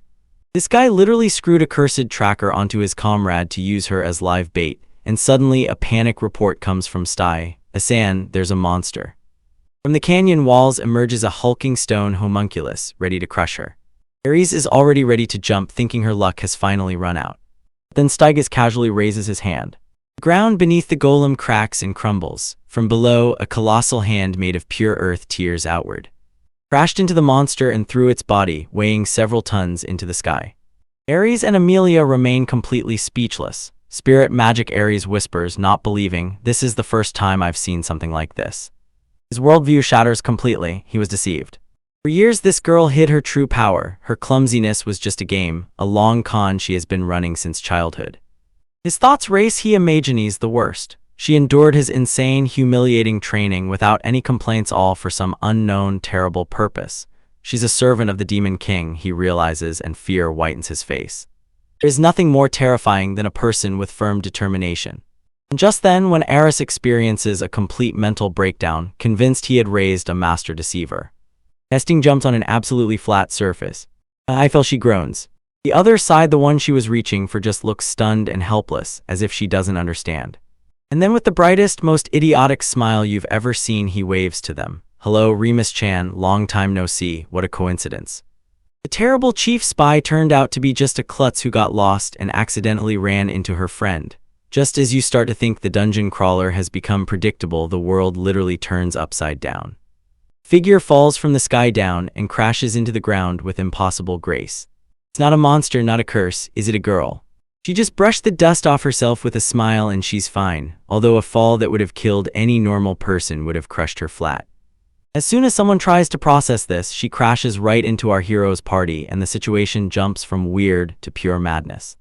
They know her style, not some random adventurer. Remis and Arya are completely thrown off seeing her here in the very center of the high-level danger zone. And imagine, she insists that this is her solo mission. Solo mission? Others can't believe it either. What crazy commander would send a girl alone into this deadly trap? She waved it off as if it were nothing serious. It just turned out that she was the daughter of some big shot. As soon as they turn away, her confident mask trembles and crumbles. Her true mission was to watch them, and she simply blew her own cover in the most spectacular way. Panic overwhelms her, and she decides to dash away. And her escape is nothing less than god tier. She doesn't just run, she stomps her foot, and the earth itself answers her call. Giant stone hands burst from the ground and throw her into the sky while she waves goodbye as if it's no big deal. The participants are left in stunned silence, jaws on the floor and no understanding of what just happened. Then they expose the puppeteer who pulled the strings. Stu reports the failure to the cold, silver-haired man Aris. But he is not angry, he is amused. He learns that she is an old acquaintance of the current party members. And a creepy smile spreads across his face. Friends are important, he says, and there is ice in his eyes. You just know he is already weaving something dirty and twisted. In their hideout, Nea squad wavers, they're shaken. They are putting it together, a banner tied to the church, and this is a childhood friend of the girls. Her sudden appearance and mission alone smell of suspicion. don't even imagine what the real goal is. Only that her father is a powerful cardinal. They have more serious problems. Arya reminds Nala that they need to level up quickly. To go even deeper, they will have to face monsters that they cannot defeat without a priest he will heal. Her chief priest Spaka is currently in training and unreachable. So Arya asks for a favor, add a girl named Stefan to the party. Barely had they settled when the doors burst open with a bang. Stay, she has returned. With the brightest smile you have ever seen, she voices a simple request, let me into your party. And now without a second of hesitation she completely shuts her down. Coldly, sorry, it's impossible. Stewie is completely broken, her world is destroyed in an instant. And here is the catch, the night before, Arya and Remus begged now for a favor. They have one condition, you absolutely must not allow Stefan to join. They opposed it so much that now they had no choice and had to agree, so he was left without any options with the priest. When Stace appeared, his hands were tied. He had to reject her even if it doomed their progress. Mastermind Ares, he saw all this in advance. He knew they would not like her candidacy. For him, Sty is not just a girl, she is a strategic asset, a card that must be played. He notes her earth magic is not about pure power but about interference. Effect for bothering his enemies in dangerous situations. He is not just training her, he is betting on her, testing her endurance right now. And his luck is simply frightening. And then he gives Sty a new direct order, she will be an envoy from the church. Her real mission is to break into their ball and instill a sense of danger. He has already stopped playing, he presses right on the forehead. While the party is still arguing about what to do next, they are trapped by their own decision.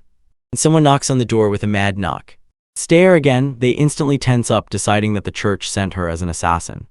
They open the door and see her on the threshold, not as an enemy, but as their new problem. Everyone calls me Stefan-san, she twists her lips, please call me Sty. Only to the point, wait, what brought you here? With a stubborn fire in her eyes, she makes a statement that changes everything.